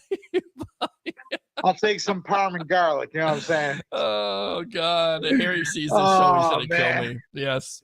Yes. Ooh. Oh, man. How about that game, huh? How about that game, huh? Did you like that? Because you kind of predicted it. I did. I was just got done with AEW and they went a little bit over. And I was like, I wonder if he's on wrestling yet. Nope. Okay. But I heard you saying, you got to have a quarterback. You got to have a quarterback. We do have a quarterback. That's what I'm saying. You got Baker Mayfield. But don't tell the rest of the NFL that with the 8 touchdowns and 2 interceptions because they feel like he's the 17th rated quarterback in the National Football League. And all I got to say is, what the hell are you watching? Tell me you don't know anything about football without telling me. I mean, seriously, if you think Baker Mayfield is the 17th ranked quarterback, come on. Disrespect. Come on, yes. For that, I'm going to play the haters some Taylor Swift. The haters going to hate. Okay, don't ever do that again, please. Don't you ever sing Taylor Swift on this broadcast ever again. Never. Hey, she goes to NFL games. I'm just saying. I want to know what the over-under for her and Travis Kelce to end their relationship and her to make a top #1 song for her getting hurt by him. That's what I want to know. Oh, man. I'm telling the truth. Everybody's like, oh, my God, what did you just say? You just said that. I'm saying look at the history. Show me who you are. I believe you. And you know what? I'm just saying, I'm waiting for Adele, whatever relationship she's into, to end badly because, dang. She hasn't really put out an album since Rolling in the Deep. Well, you're just singing right now. So you're the singing mark. Yes. We need wrestling. Okay. So, well, listen, you give me a score prediction really quick. Player of the game or players of the game, and then we'll get out to Ralph Williams as hopefully he does not get impatient with me as he's in the green room there. Player of the game. Yes, give me one. Tomorrow night, player of the game. We're all waiting here, Hillmark. I got to go with Baker. All right, Baker Mayfield, how many touchdowns tomorrow night? Oh, against some Dirty Birds? Against those Dirty Birds, yep. I'm gonna say he's gonna have 2. All right, those Kentucky Fried Chicken Hawks. Yes. Okay, he's gonna have 2, and I think they're gonna be. One's gonna go to Evans. Okay. Reliable. Okay. And I'm gonna call this one out, and everyone's gonna be like, "What?" I'm gonna call this one to my boy O'Keefe. is Kokeef playing in this game? I don't think Kokeef is playing. I think he's He's hurt. not? Okay, then it's going to Kate Otten. Kate Otten. Okay, that's more reasonable. All right, I'll take that. Give me a score prediction. Let's go. Come on. I'm going to say 31-19. All right, 31-19. We got you down. I was close last week. I know you were. All right, we'll see you later, my friend. Let me go out to the phone lines here. I'll get Ralph Williams on. Ralph, go ahead and settle in here as we're going to get ready to talk Turnbuckle Talk, but I got some Bucs fans that want to talk to me right now. What's your name? Where are you calling from? You're on the Evolution. Great job. Oh, great job. Great What's job, up, man? Dave. What's going on? Dave from Tampa? Hey, buddy. Yes. Are we still? I was going to try to throw in some wrestle talk. Are we still doing Bucks? You know what? Let's do some wrestling talk here. First and foremost, Real let me quick. introduce my co-host here, the bodyguard of the Okay. Berg, Mr. Ralph Williams. How you doing tonight, my friend? I'm doing good, Peter. I'm glad you survived the hurricane. You know, I sent you that message. I'm always concerned about my friends. I sent Harry one, Leo. So, Yeah, absolutely, man. We really appreciate that. And there was some.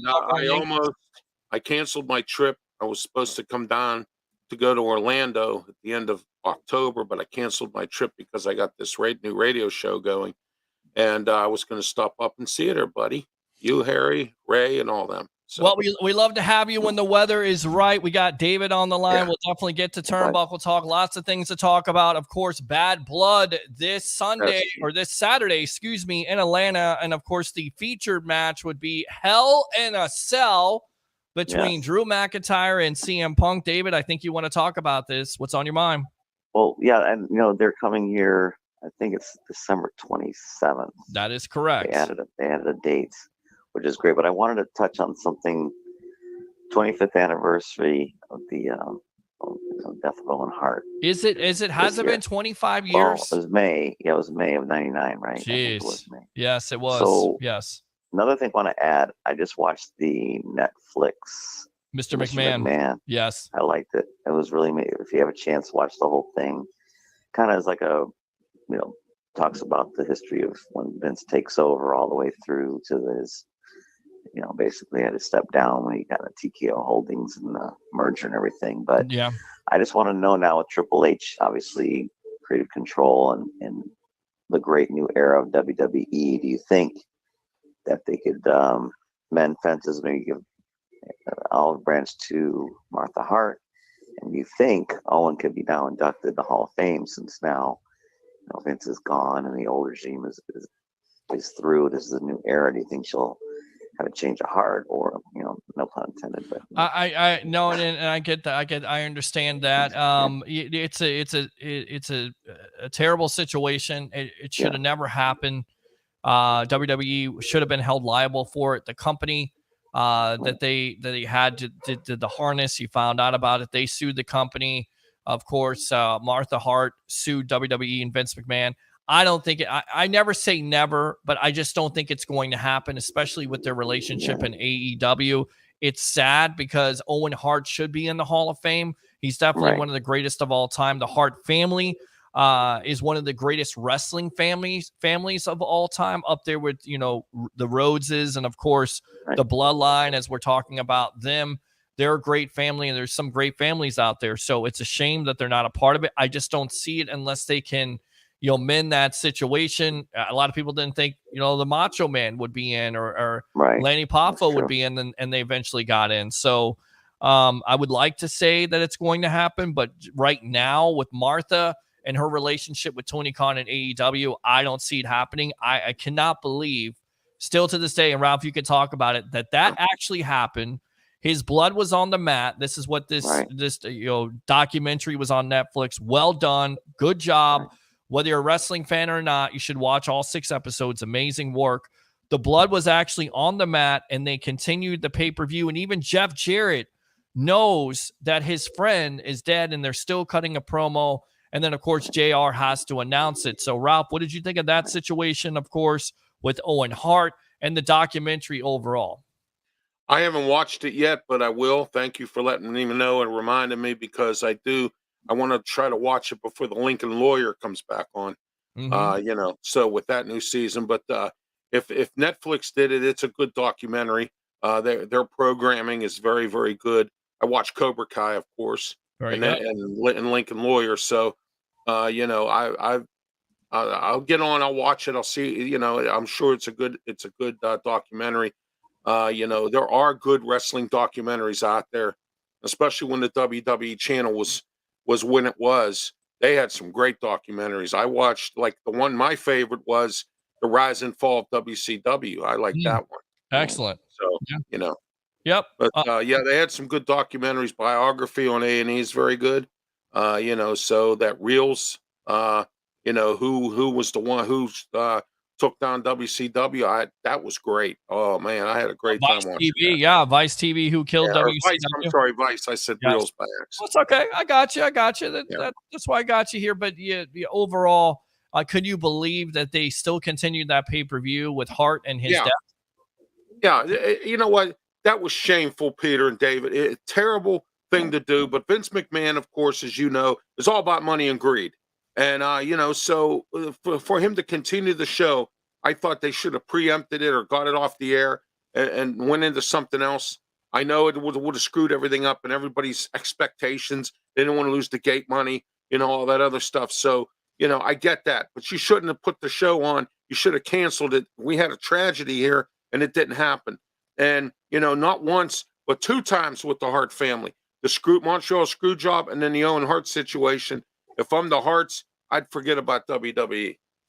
Well, it would be easy to forget about WWE because, again, they sued and they won a lawsuit and a settlement, and as they should. But she still blames it, and she should blame WWE and the company, of course, for her husband's death. And it could have been all avoided, and it wasn't avoided. It's stupid. It was a stupid stunt. I know Sting was doing it at the time, but you want to save money. But that's Sting. That's, there's 2 different ways of doing things here. Shawn Michaels did the same stunt too. Don't forget that. Right. Remember, he came down that pulley or whatever and came down, Correct. In the air. He did it too. So, negligence, it was there. Negligence was there all across the board. Agree. Well, I just hope, just to add, I really, truly hope Triple H can figure out a way to get him in a WWE Hall of Fame, but it's going to be difficult. I just thought that with this new regime and all the great things WWE is doing and, the popularity that maybe she will, maybe go ahead and say, let's go ahead and get Owen in now because Vince is gone and TKO is involved and they own WWE basically. We'll see. That's what I'm hoping. Oh, I agree with you, David. I hope he does. I mean, so far, Paul Lafayette has been very good at working miracles. Reuniting the WWE, apologizing, bringing guys back that really didn't want to come back, that kind of thing or whatever. How you do repairing relationships? That's what it's called. Yeah, that's what it's all about. It's all about repairing their relationship, and they're able to do that. And maybe they're able to do that. I don't know if I see that coming. Overall, what did you think of the whole documentary besides that part? Go ahead and give your analysis on it. Basically, I just thought, when Pritchard was on later, he basically said, he felt it was a slam on McMahon. It was Bruce Pritchard. Horrible. He just felt it was. I think it shows Vince who really is. I think hurt people, and he had a history of sexual and physical abuse when he was younger. He was abused a lot. He had a lot of demons, and I think you could see that come out and how he handled things and the way he portrayed certain events and scripts and how he used the scripting to hurt certain individuals, whether it was females and degrading females or actually hurting males as well. And he did that throughout his career of being in charge of WWE. So there was some really good things I liked about it, as far as how they showed how he worked, of course, how he killed the competition or basically took over the territories, and how he branded WWE, how he looked at ways of trying to generate more revenue. Then he did, change his tune where he decided to go, to TV, a PG era. He said, look, we got to get these sponsors. We got to appeal more to a lot of these children to watch it, as well as families. Sure. And that's why I had to tone down the blood and all the crazy sex and all the all the crazy scripts where it was Katie. It's definitely a different time back then. Yes. Yeah, it was a lingerie different thing, matches, all kinds of stuff. Yeah, It was nuts. and there's a lot of great things, and it showed, of course, the women's evolution and how women were now treated equally than the men, and now they're more popular and they're great athletes, and I love all their matches, and it really kind of bothered me, like, God, it was horrible to see when I think about it, how degrading and how they exploited women, in the Attitude Era, and I was like, geez, it was pretty bad, I mean. Yeah. It was basically like a strip show. It was, but and now it was the sign of the times. Yeah, absolutely, right, sign of the times. All right, anything else here, David? Great job, but anything else? Bucks, yeah, I think the Bucks take care of business tomorrow. I know it's a short week, but I think they take business on the road. And I took the Bucks when I was on my NFL Roundtable show earlier. All right, good stuff. We're gonna go with that. Okay. But thanks again, David. You have a good night, man. God bless you guys. Okay. Thank you. David, thanks a lot for the call. Thanks Use again. that second call if you want to. I know the Hill Market's calling in, so call back in. Going back to it, the documentary is amazing. Even again, if you know the wrestling history, I would watch it because it did reveal some things here. In fact, we'll start out with that. We brought up some stuff, Peter, that we didn't know about, and that's why I like documentaries as well. Because there are probably some behind the scenes things, like you just said, that we didn't know about or didn't see. You know what I mean? That kind of thing. And that's why I like documentaries too. They bring out all the dirty stuff. It does. Let's go out to the Hill Mark, Mr. Frankie from Wisconsin, using your second there he call is. here on Turnbuckle Talk. What's on your mind, boss? What is going on? How you doing tonight, Ralph? Doing good. I'm doing good, man. I'm doing good. I can't be better, man. I'm pumped up. I got my recording tomorrow for my radio show. I'm so excited. Yeah, victory. Wait a minute. Hold on. There you go. Right there. That is awesome. That is awesome. Yes. So I know you guys were talking about bad blood, and I'm, there's only one real match that I'm excited for, and that's because I'm a Bailey fan, but we won't get into that. I want to talk about what happened last night on the C-Dub. Well, hold on now. Now, before you steal my thunder, that's what we were going to start out with. We got onto this McMahon stuff, so let's go out to that. The CW Network, of course, now CW Sports, acquired the rights to NXT. And get this, guys. They delivered the largest audience for a weekly program since October of 2023, with a total of 895,000 total viewers, up 44% compared to last week's episode on cable TV. The premiere peaked at 965,000 total viewers from 8:15 to 8:30, was the number one telecast on the CW this year among adults 25 to 54. Key demographic there, 406,000. And adults 18 to 49. Of course, the big happening there being in Chicago, having the CM Punk be the ref of the match between Ethan Page. And, of course, whip that trick, Mr. Trick Williams. Now your NXT champion, an exciting match. The return of Cora Jade. You had Shawn Michaels, of course, Triple H. There. So a great job by CW and, of course, NXT. And look out, AEW, because here comes more competition for you. And, with Triple H and Shawn Michaels running this brand, I feel really good about, and a lot of people say, well, this is the farm league. It's a pretty good league here. You compare it to SmackDown, compare it to Raw, taking off. Frankie, what I like about NXT, guys, is the concept that they're mixing in the young guys with the veterans. Like if somebody's struggling on SmackDown, we'll send them to NXT and let them revive their career. All right. So look at Gallows and Anderson. All right. Gallows and Anderson got no TV time, hardly at all. Correct. And now they're getting it all down in NXT. Look at Ethan Page when he was with AEW. I can't wait to see if Ricky Starks is coming. I hear he's supposed to be coming over. Sure. So let's see what happens with Ricky Starks. It's going to be great.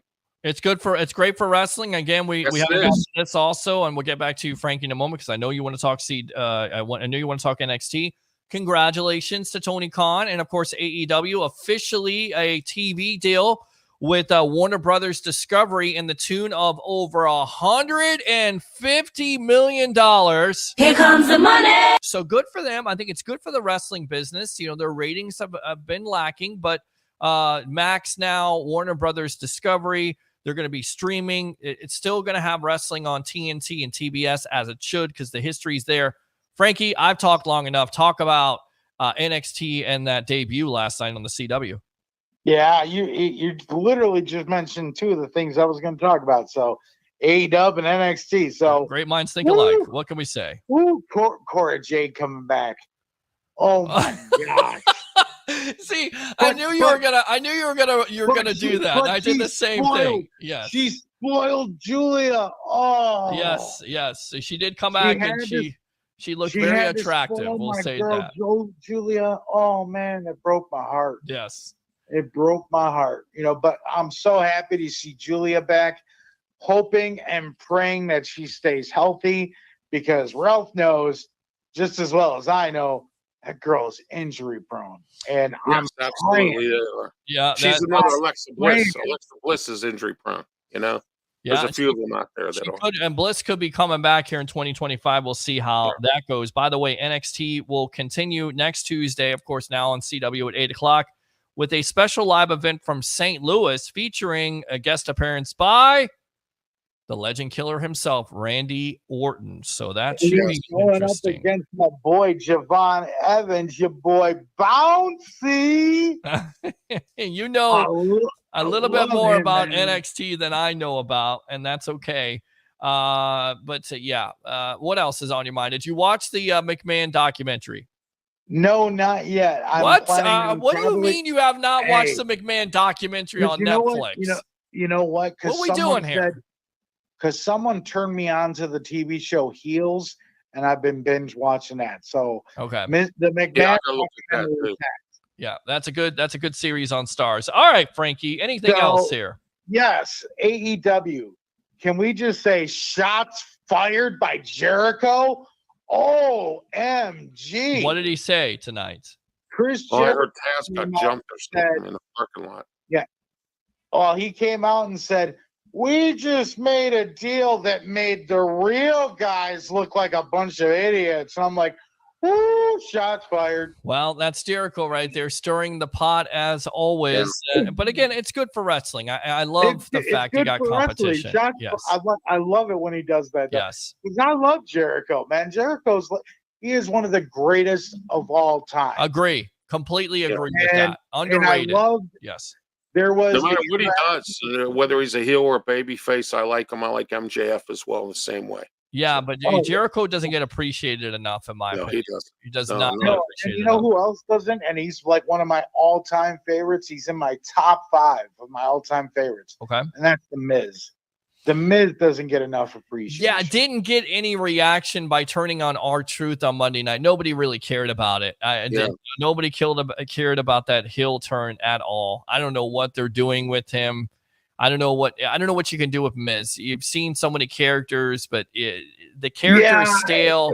The heel turn when that happened, I was like, oh, there wasn't a reaction that I thought people would have got because everybody loves R-Truth. Yeah, it's just there was no reaction at all. And the Miz is a better heel than a face. Oh, he's a better heel than he is a face, right? But he's a damn good face too. I mean, you can't deny that. He's okay. I don't know if he's a damn good face. I mean, one thing I wanted to bring up, Peter. A Dynamite was here in Pittsburgh tonight. Taz got jumped in the parking lot by the Learning Tree earlier today. Well, there you go. The Learning Tree, another faction that's in AEW, and of course, this stems from yes, that was a pun. DMD had a huge pop tonight. Yes, but they damaged his leg and everything. This stems from Hook beating Chris Jericho and then retiring the FTW championship and handing it to his father in an emotional moment. That was good stuff. That's good TV there by AEW. All right, Frankie, anything else? I'm trying to think. There was one more thing that happened on AEW. The Ospreay Ricochet match that started off the show.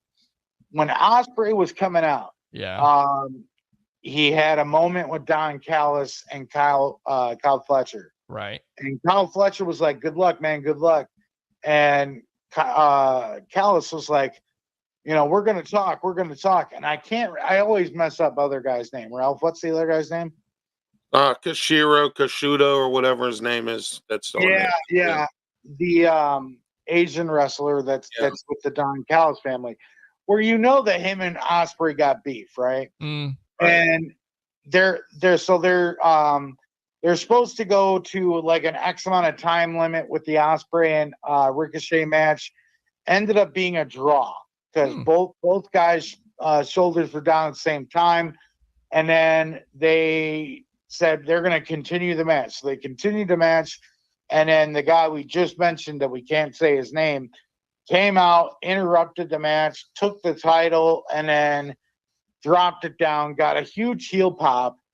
But honestly, I don't like the guy, whether he's a heel or a face. I just, there's nothing about that character that draws me to him. Well, and I think they also rushed that match with Ricochet and Ospreay. They could have built that up more. You just bring in Ricochet, and there's just, again, this is the problem with AEW, and you can talk about this, Frankie, and we can talk about this till we're blue in the face. They don't do enough when it comes to building up storylines, long-term booking like WWE. That's what they need to focus on, because why do I care? If I'm the casual wrestling fan, I don't care about Ospreay and Ricochet. If you're a diehard, their history, and there's an opportunity there to build that storyline up. And again, you drop the ball, and I don't understand it. See, the other really great thing about WWE, and I'm sorry to cut you off. No, that's okay. The one thing that they do that the average wrestler gets to get from WWE that AEW doesn't give you is on Raw. You will get, so this happened on SmackDown. And they'll show you highlights of things that happened on SmackDown. Correct. A recap. Highlights of what happened on Raw last week. Yes. And you could be, oh my gosh. So this is what I missed. Oh gosh. Yes. Well, I better turn into SmackDown next week. You turn into AEW, it's boom, boom. But why are they fighting?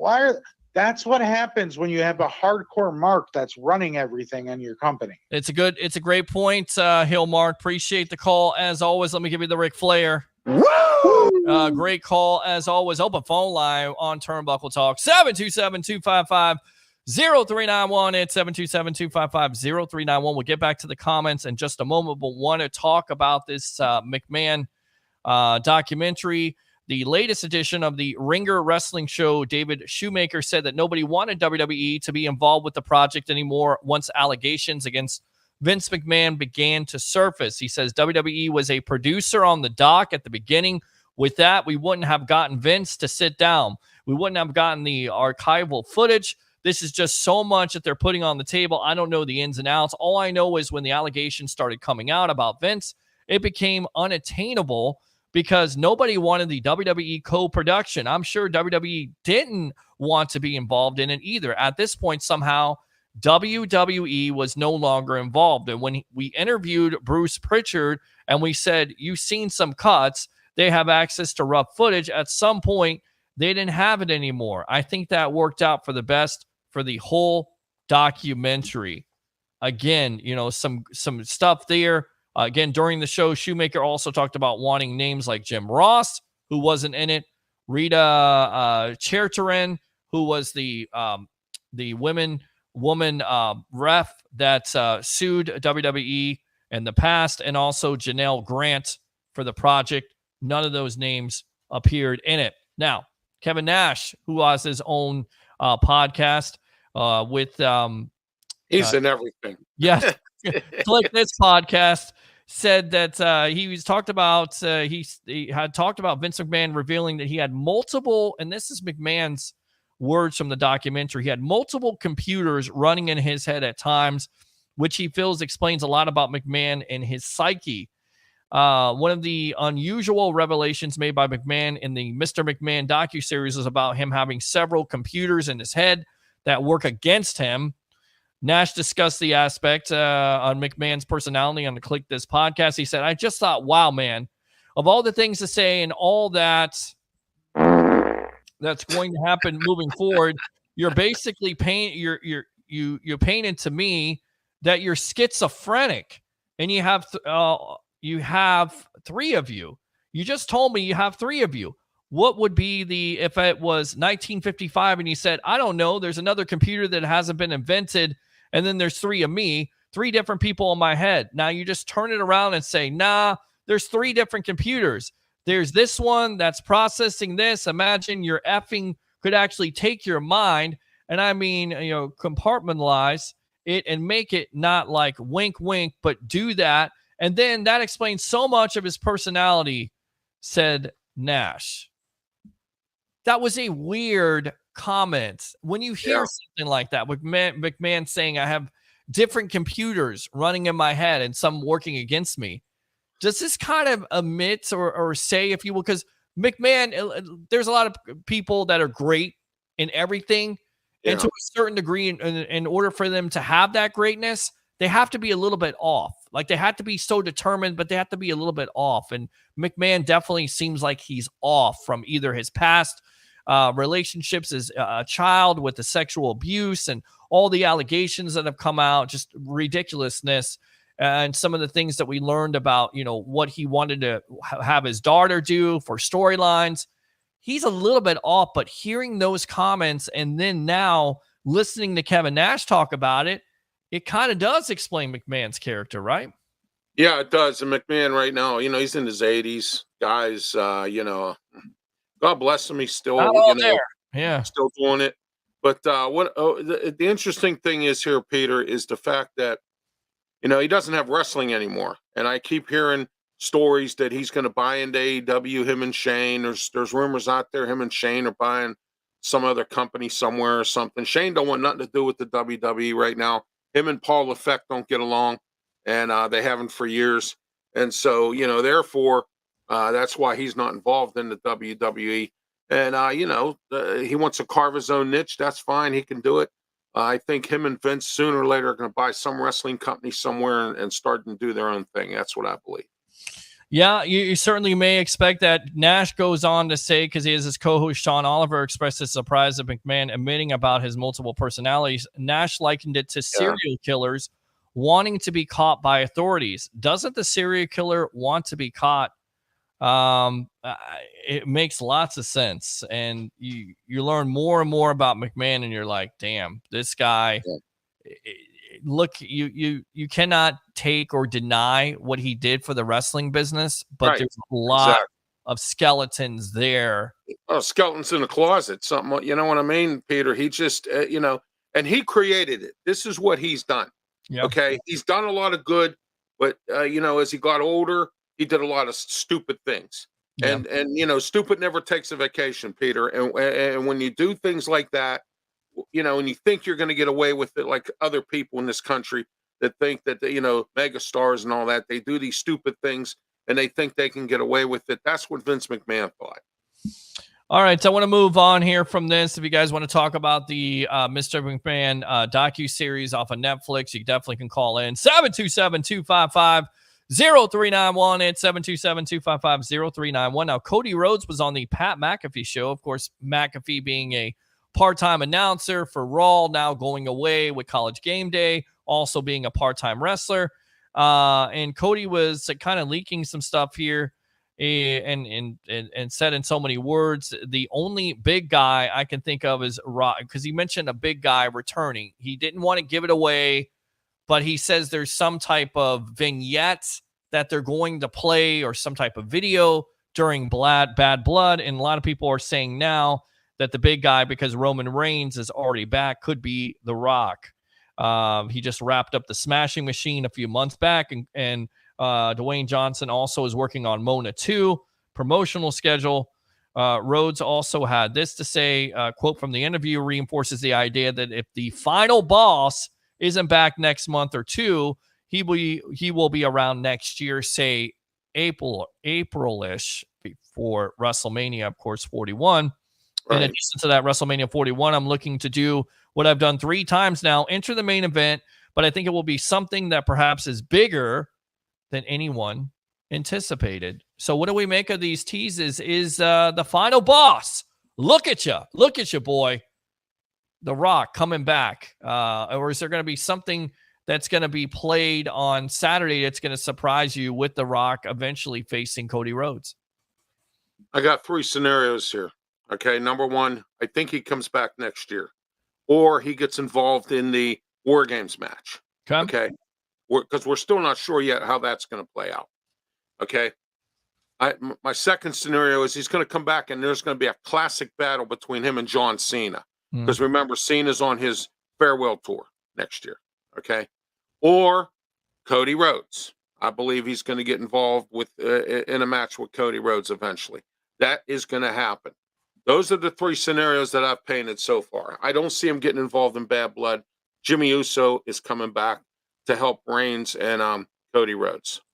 Well, and that's going to be Bad Blood. It's going to feature Rhodes tagging with first time with his opponent at the Now, last. I have another scenario here, and I said to my wife, I think that this is all played out to get the Cody Rhodes. I think Roman Reigns will be back as the Soa Sikoa is going to get the boot. I think Roman Reigns will be back as a tribal chief and go up against Cody Rhodes. And I think after the match is over, there's going to be some destruction here. And I think Roman Reigns will take back his crown after this bad blood match. That's what I believe. And I think it was all a farce. And I think Paul Heyman comes back too, Jimmy Uso. So. Wow. All right. And again, Rhodes is going to tag with Roman Reigns. Of course, this is Reigns' first match since dropping the title to Cody at WrestleMania 40. Again, it will pit him against his old enforcer, Solo Sikoa, and the enforcer of the new bloodline, Jacob Fatu.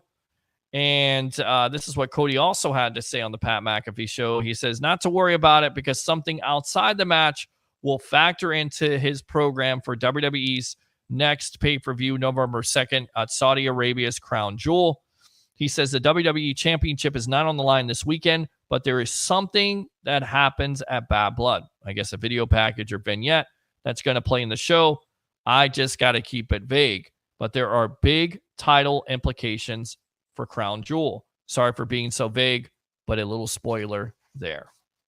So yeah, I saw a preliminary card for Crown Jewel, Uncle Howdy versus Chad Gable. Okay. So right. I don't know. I heard there's going to be a special stipulation. I'm hearing Brock Lesnar's coming back now. I heard that rumor.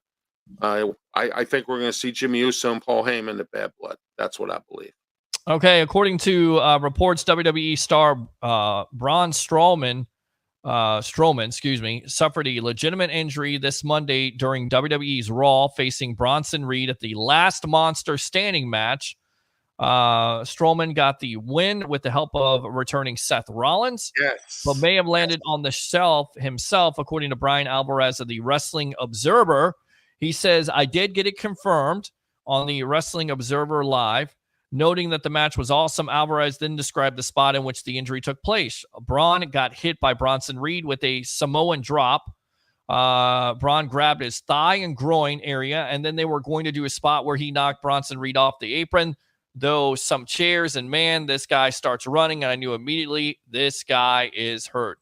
Noting that Braun doesn't typically move too quickly, but said he was unable to walk the ropes and was instead limping the ropes. He knocks Reed off the apron, and there was a long period where he was just kind of laid in there in the corner, and refs were kind of trying to communicate with back, and he may have had torn his groin, which is looking like we don't have an update now, but they certainly think that. And he's had some bad injuries and some hard luck. Disappointing, and look, it's a match that everybody wants to see. The match, the ring explodes. All the they've done that before in the past, but that was pretty cool. You've got all this build up, and then all of a sudden, Strowman is out with an injury. What do you make of this? Oh, it's terrible. I thought Braun Strowman was going to be a champion. Then he had to go get that neck fusion or back fusion, kind of like what Randy Orton had. He was out for a while. He was in the independents for a little while after his contract ran out. I remember he was making his rounds. He was here in Pittsburgh with one of our independent wrestling circuits here, and so. Braun Strowman, I feel so bad for him because he just came back again to the WWE. He's had multiple injuries, and it's just he's had some bad luck. And sometimes you just don't deal the right card or the right hand, in the card game. You're exactly right. All right. Well, we'll finish up with this because I'm going to get the hell out of here. Great turnbuckle talk, Mr. Ralph Williams, bodyguard of the Berg. Absolutely. Booker T weighs in on MVP, who appeared last week on AEW, surprisingly. Yeah, the Hurt Business is back. But the question is who? The Hurt Syndicate. That's what it looks like it's going to be. And it could include Bobby Lashley and, of course, Shelton Benjamin. And I'm trying to Swerve Strickland. I think Private Party might get into that. That would be something Private Party might move into, you know? Okay. All right. Well, Booker T said this about MVP. If anybody was going to be passed the torch from Paul Heyman, it would be someone like MVP. If we were to look at anybody in this business these days as a legitimate manager that could be legitimize some young talent, it could be MVP.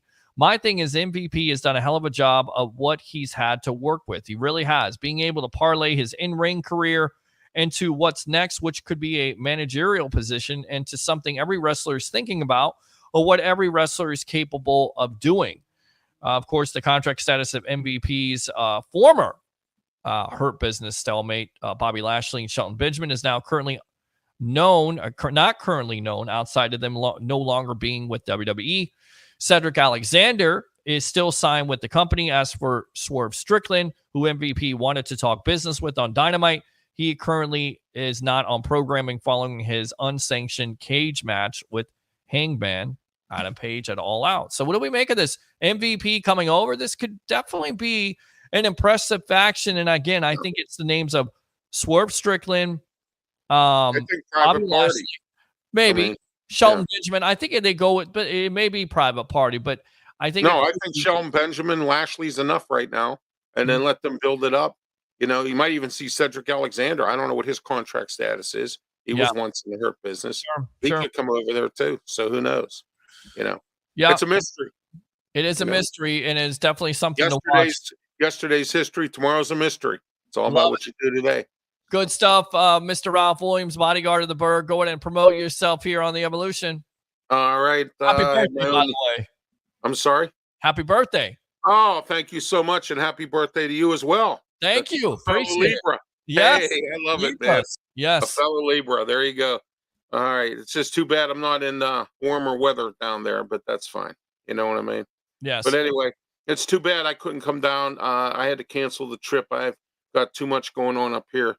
I was going to meet up with you, Ray Kennedy, Harry the Greek, and Leo. So, you know. Yeah, well, appreciate it, man. Appreciate it. Hopefully you enjoyed your birthday. We'll see you next time here next week. But promote myself. I have my own YouTube channel, Ralph Williams RW Media. Check out all my archive versions. And please subscribe. I need 24 to make 200. So please help me out with that by the end of the year. That's my goal. Also, don't forget Tuesday night Sports Corner show, 4 to 6 p.m. or 4 to 5, and then 5 to 6, the new Wrestle Talk show we start on Tuesday. We're going to talk Pirates closing show. And then for the Wrestle Talk show, I have independent wrestler David Lawless coming on. And I also have Bubba Brewer, who's the owner of Allied Powers Wrestling Federation. And we also sponsor them as well. And don't forget, every Saturday, starting this Saturday, 2 to 3 p.m., 12:50 a.m., 92.5 on the FM dial. The return of Sports Corner Radio Show with me, Ralph Williams, Smoking Jim Frazier, and Claudia Rosano, our guest, Luther Dupree from Steel City Sports World.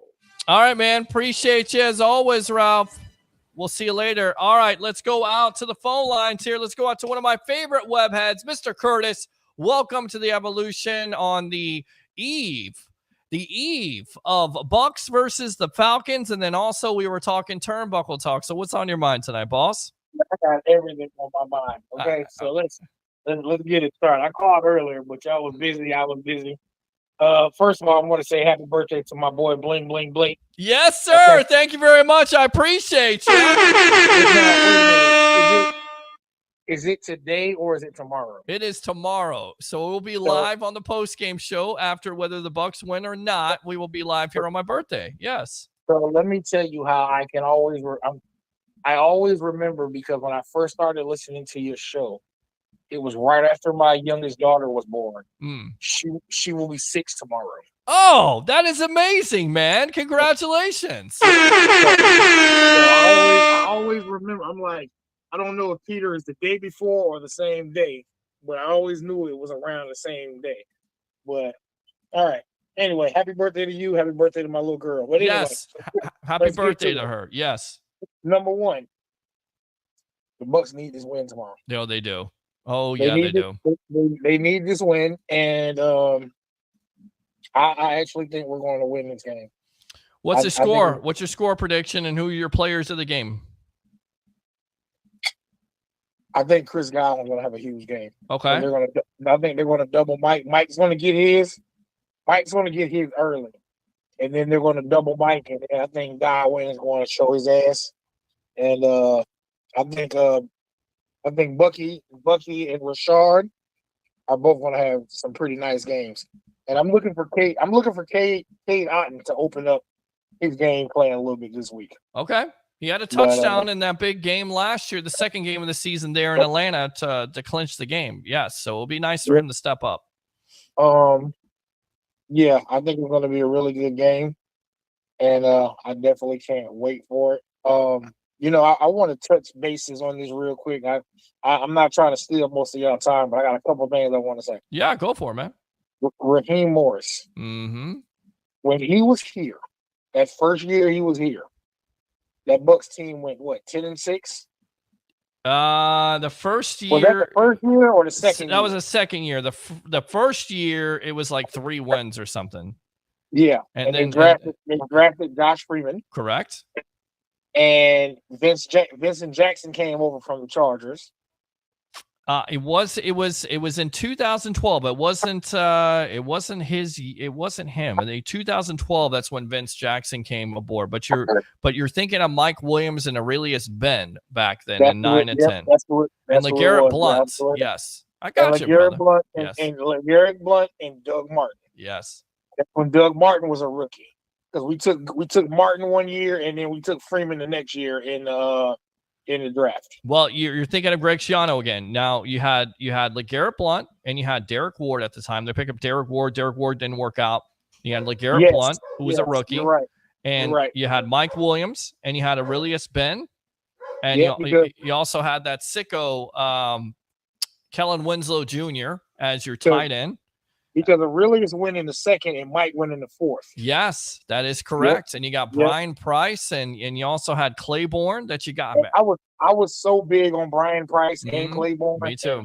Me too. Price so especially. Yes. I wanted to say this. I think that Raheem Morris was a good coach. He just wasn't experienced enough. No, it wasn't his time. It wasn't. And they didn't spend the proper money that they should have spent. Agree. For that team that went 10-6, and then the next year in free agency they didn't do anything. They didn't do a thing. No. And I'm sorry, speed kills in the NFL. Yep. And Mike Evans and Chris Godwin, they might not run 4.2s and 4.3s, but if you get these guys in the open field, it's hell. It's hell. Sure. But I will always have a lot of respect and love for Raheem Morris. I'm sorry how his coaching tenure ended in Tampa, because honestly, between him and Schiano and what was that other guy's name? Oh God. Dirk Cutter. Lord B. Smith, yeah. Mm-hmm. Look, I would have took Raheem Morris again. I really would have. What happened was, and this was talked about a lot because Raheem at the time was young, and there were rumors out there that Raheem was drinking with his players, namely a Josh Freeman, and they got wind of that, and somehow he lost the locker room, and it was Aqib Talib at the time, who was a talented player, but after that, they lost the locker room over there in England when they got their doors blown off. I believe it was the Patriots at the time. It was. And it was never the same since, because they started out 4-2, and then they went 4-12, and Raheem was gone. And then you're exactly right. They came back that 2011 year after going, in 2010 and being impressive and only missing the playoffs there by one game, going 10-6. They didn't do anything in free agency, and I was so angry at the Glazers. And I was on that radio show in 10 a.m. doing it with Jenna Lane at the time and the Godfather. And I was just screaming at the top of the rooftops, get him some players. And I even talked to the late, great Geno Hayes about it. And he talked about, how the locker room just didn't like it, and they didn't appreciate it. They wanted to have free agents. What a blast from the past, Geno Hayes. Yes, the Geno Hayes show. Yes, absolutely. Quincy Black. Oh, I remember all those guys. Yep. Who was the middle linebacker? Mason Foster. Yeah. Mason Foster, and then he ended up in Washington. Yes. And then we went and got Quan Alexander after him. Yeah. Well, you had what was the guy's name? The middle linebacker. The guy would make tackles down the field. People were comparing him. We just make tackles 8 to 10 yards down the field. I can't think of the guy's name. No, he wasn't good. It wasn't Quan. Who was it? It was white. I'm trying to think of the white guy. I'm trying to think of what his name was. I can't think. Barrett Ruud. Barrett Ruud. There you go. Barrett Ruud. Yeah. Yeah. But I mean, I look at that team. The Atlanta team is very talented. You cannot let them get hot. I think Kyle Pitts needs to go somewhere else. Curtis, that's my concern tomorrow night, because he hasn't done anything, didn't do anything last game. That situation at linebacker is kind of a mess right now with KJ Britt not necessarily performing, Savasi Dennis now going on the IR. They got JJ Russell. They re-signed Deloach. So is Winfield playing? No, he's not going to play in the game. So it's either going to be safety or linebacker, and that's what I'm concerned about, because Kyle Pitts. I do love the kid from Georgia. I love that. Tyke Smith, love him. I love that. I love that kid. Yep. He goes out there and he plays his ass off. He does. So it's going to be a very interesting game tomorrow. It's a division game. Yep. And I'm just super excited, and I just can't wait. Now, let's get the turnbuckle talk. Turnbuckle, do it. I love me some Jey Uso. You like and that? I'm so proud that he's finally getting his opportunity. Shouldn't he? I mean, he's over with the crowd. He's great on the mic. He's got the history. He's got the wrestling background. He's got everything. The yeet is over. I mean, it makes sense for him to go over there. I think the only thing left for Jey is the challenge the world champion on Monday night. Exactly. You're completely. Yeah. Listen, don't get me wrong. I like Sami Zayn. Sure. I'm not in love with Sami Zayn. Sami Zayn is not going to beat Gunther for that title. He's not. I don't think so either. He's not going to beat Gunther. Obviously, everybody's excited. Everybody thinks they're excited for the Cody and Roman. I'm not. The one I want, I can't wait. And even though I'm getting tired of it, Drew McIntyre and Punk in the Hell in a Cell. Yeah, I think they are going to destroy each other. It's been a great rivalry at this point. And I think it's the Hell in a Cell is always a great match. I think Punk goes over. I think Punk has to go over, but we'll see. We'll see. He for some reason, to me, he has not been CM Punk lately. Like, he is in a dark place, and I'm like, this is not CM Punk. I think he really wants to hurt Drew McIntyre really bad. And I think you could expect that with the emotion of that promo they had on Monday night. You would expect that. Oh, yeah, absolutely. So, I mean, the whole Roman thing with Cody, and involving his wife and all the emotion of that. I mean, that's you're setting it up, Rare. You're setting it up perfectly. Yeah. Triple H definitely knows what he's doing. Yeah. What else?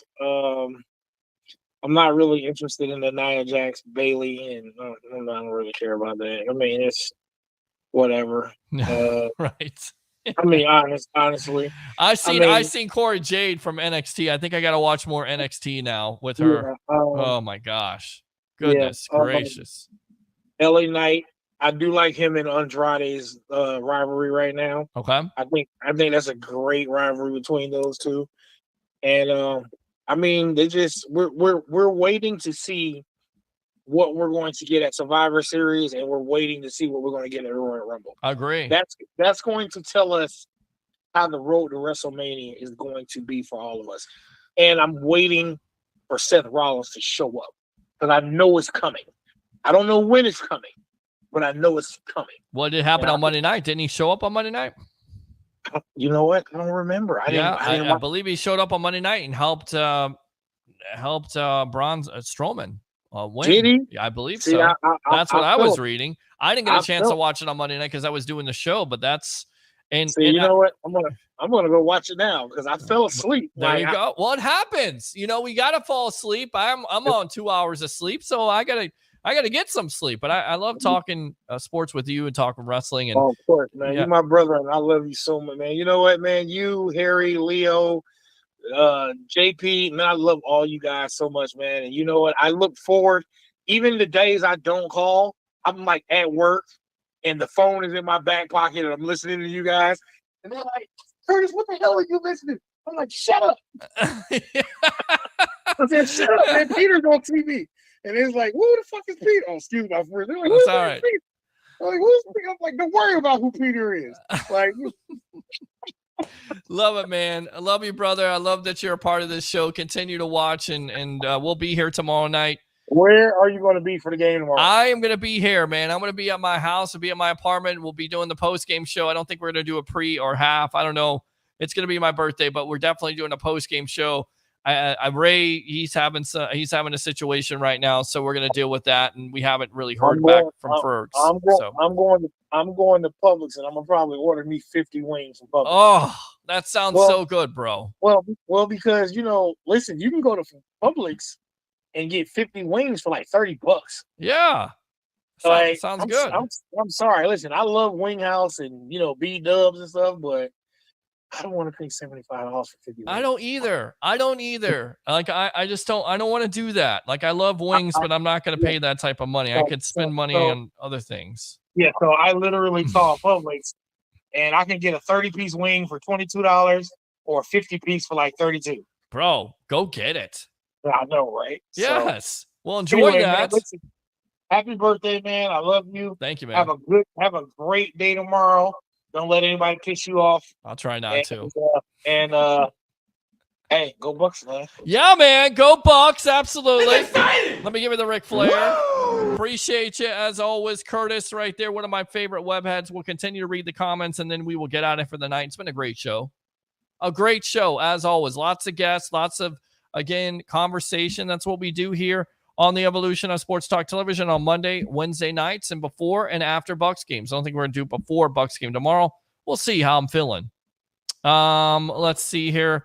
So we got some scores. Tim, good evening. Thank you very much for tuning in. Tim again, 31-10. Carl says 34-10. All right, we got you down, guys. Oh, yeah. Appreciate that. Tim says 27-13 Bucks. So we got Tim Haynes, Carl Hardy, and Tim Weatherspoon, which you guys have been with me forever now. So I really appreciate that. Oh, yeah. Let me go out to Johnny from Tallahassee. Go Bucks. Had to work late, so I'm just getting, what did I miss? Fire those cannons. As again, the great Gene Deckerhoff would say. Tim goes, what if they set up White as a fullback and make Bucky the full-time tailback? They have used both of those running backs at the same time. We've seen that. I've seen that in person where they're kind of using that and they're pushing those guys out. One's going out to one flat, the other guy's going out to the other flat. So they're using both of those running backs. So I don't know about making them a fullback because I don't think fullback is really a part of this offense, if you will. But having both of those running backs be a mismatch nightmare, they're definitely trying to explore that, Tim. Great comment as always. Yeah. Tyke Smith will get an interception. I got you. I knew who it was. Of course, local Georgia guy there going back to the Georgia Dome there. I guess it's a Georgia. What is it? Marseille? What is it now? It's in Georgia. It's Atlanta. Everyone, Shadow is here. Oh, yeah. Let's go out to Tim. Will you be on tomorrow night? The answer to that is yes. Yes! I will be on tomorrow night for the post-game edition. Jeremiah says the Falcons. Okay, I'll give you that. Oh, yeah! Attempt there. Mr. Toxic Black, Jesse Bates is the best safety. I don't know about that. I don't know. We'll see tomorrow night. But Antoine Winfield Jr. last year was the best safety in the league. Still think he's the best safety when he is healthy. But Bates, pretty damn good player himself. Big Luke needs to wear the Guardian cap during the game when he plays again. Christopher Cole, good stuff there. He may do that. Oh, yeah. Let's go out to Carl. Pete should have been in 20 years ago. Completely agree with that. Yes! Let's go out to Space Windu. 27.9 bucks. Player of the game, Jordan Whitehead. Like it. Let's go on to Michael here. Go Bucks. Shoot the Bucks out of the sky like the Eagles. I think you're saying shoot the Falcons out of the sky. I got you. Stupid spell check. Michael, thanks a lot for being a part of the evolution, as always. It's exciting! It is exciting. Taylor Swift sucks. Michael, again, it's already scripted. It's been released. They are going to break up. They are going to break up. Prediction, they will most likely break up. And Taylor Swift will make all kinds of money making, once again, another track about how her heart was broken. And all you morons, and not all of you guys to watch this, but the Taylor Swift fans, the Swifties, will just eat it up and love it, and will get all kinds of money, and you will fall for it again, over and over again. Same things like Groundhog Day, over and over again. They never give us respect. Look at the power rankings. We beat two of the teams that are ranked ahead of us. Yes, I don't understand what is Stephen A. Smith, however, looking at. I don't understand it. Both of those teams the Bucks beats. Injury-riddled team beats the Lions on the road. Lions are ahead. I get it. They look good offensively. Jared Goff, perfect. You have the Detroit special there. They beat the Seahawks. Congratulations. Bucks beat them.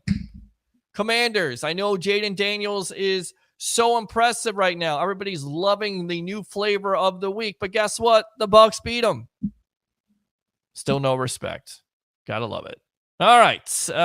Let's go out to Sean. Sean, thanks a lot for tuning in. As you've chimed in here the last couple of weeks. Appreciate that. It's funny, I keep hearing about how the NFC South is easy, trash division, but when they're going to actually acknowledge Bucks being a dynamic team with so much talent, young gems developing, South this year seems to be the hardest division this year, aside from the Panthers. This guy sucks. Good comment. You're absolutely correct about that. They need to acknowledge. Acknowledge me. They need to acknowledge the Bucks as having that veteran-laden team with the coaching and, of course, the young talent if they can stay healthy. I agree with you on that, Sean. The sky's the limit for the Tampa Bay Buccaneers in 2024. Let's go out to Michael. Michael says 21-17 Bucks. Going to be close, in my opinion. Oh, yeah. I like it. Let's go out to Christopher Cole. I finally watched it. It was pretty good. I think you're talking about the Mr. McMahon documentary. I'm going to watch the last episode tonight. May go back and rewatch it again. It's that good. So good stuff, Christopher Cole. We have made you a wrestling fan, my friend, and I'm absolutely here for it. Let's go out to the hill, Mark. $2. You forgot the Rotunda family. You're exactly right. Mike Rotunda, of course, Blackjack Mulligan. Who could forget Wyndham Rotunda, and now Uncle Howdy himself. Good comment, as always. You wrestling historian, you. Very good. Let's buck and go. One more sleep until we bake some birds. I love it. Let's go! Let's bucking go. Yes. How about them Bucks, baby? Let's bucking go. Let's bucking go. It's exciting. Sounds like I'm saying something else. I keep on saying that. Thank you very much, Mauricio. I'm definitely using that. Raw is finally going to be 2 hours, of course, going to Netflix in 2025. That should be impressive. Of course, now on Raw, Miz was getting tired of Truth, in my opinion. Yeah, I don't know where they're going with that storyline. I don't care. I've seen enough of Miz. I like R-Truth. They're entertaining, but who cares? Happy early birthday, Peter. Thank you very much. You know I'm right. Let's go out to Christopher Cole. Padres sweep the Braves. Uh-oh. And there you go. The Padres making all kinds of moves at the trading deadline, especially to improve their pitching staff. And, of course, their bullpen. Makes lots of sense. There you go. Padres moving on. Braves are done. Orioles are done. When is Tiffany going to use the money in the bank? Christopher Cole, I don't know, but it's coming very, very soon. We will see what happens. Just keep on watching. You know, Triple H and Creative, they will set this storyline up. They will set the table up. And they'll be like, wow, okay, that makes sense. Did you hear? I'm here, Jeremiah Shadow. You are always here. Oh, yeah. One of the original guys, original web heads of this show, right there out of what, Idaho? Is it Idaho or is it Iowa? Where the hell are you at, my friend? I think you called from North Dakota. No, it's South Dakota. South Dakota, I believe. Sean, I don't comment on everything, but I have been watching you since the start of Winston's attempt. Love the show, and go Bucks. Go Bucks. Let's go! Go Bucks. How about them Bucks, baby? Go Bucks. Hey, Sean, listen, you definitely, anytime you comment, you're absolutely spot on. So feel free to comment anytime you want to. And also call the phone lines. And I put this out there, and I'm going to put it out there again to all the webheads, the people that watch this show. When you call in, I want to play a sound effect, and I'll get your number. I'll save your number. Give me some type of sound effect, as long as we don't hit copyright from Facebook and YouTube and all those friggin' platforms. I think we should be okay. So go ahead, give me some type of sound effect when you call in, because again, you guys are the lifeblood of the show. I really appreciate it. I appreciate the participation, the engagement. And you make the show more entertaining, and that goes for you, Sean. Thanks a lot for watching me a long time ago there with Jameis Winston and all the shows we did there. 3 hours of talk about Winston and the turnovers. Exactly, and here is one right here, Courtney Reno, who is doing a unbelievable job with the reels that you see there, all the cut-ups. Her and her father, Robert Reno, amazing stuff. Absolutely. Subscribe to the Sports Web on YouTube. Visit ampedupsports.com. And also, I will put this out there, thesportsweb.live.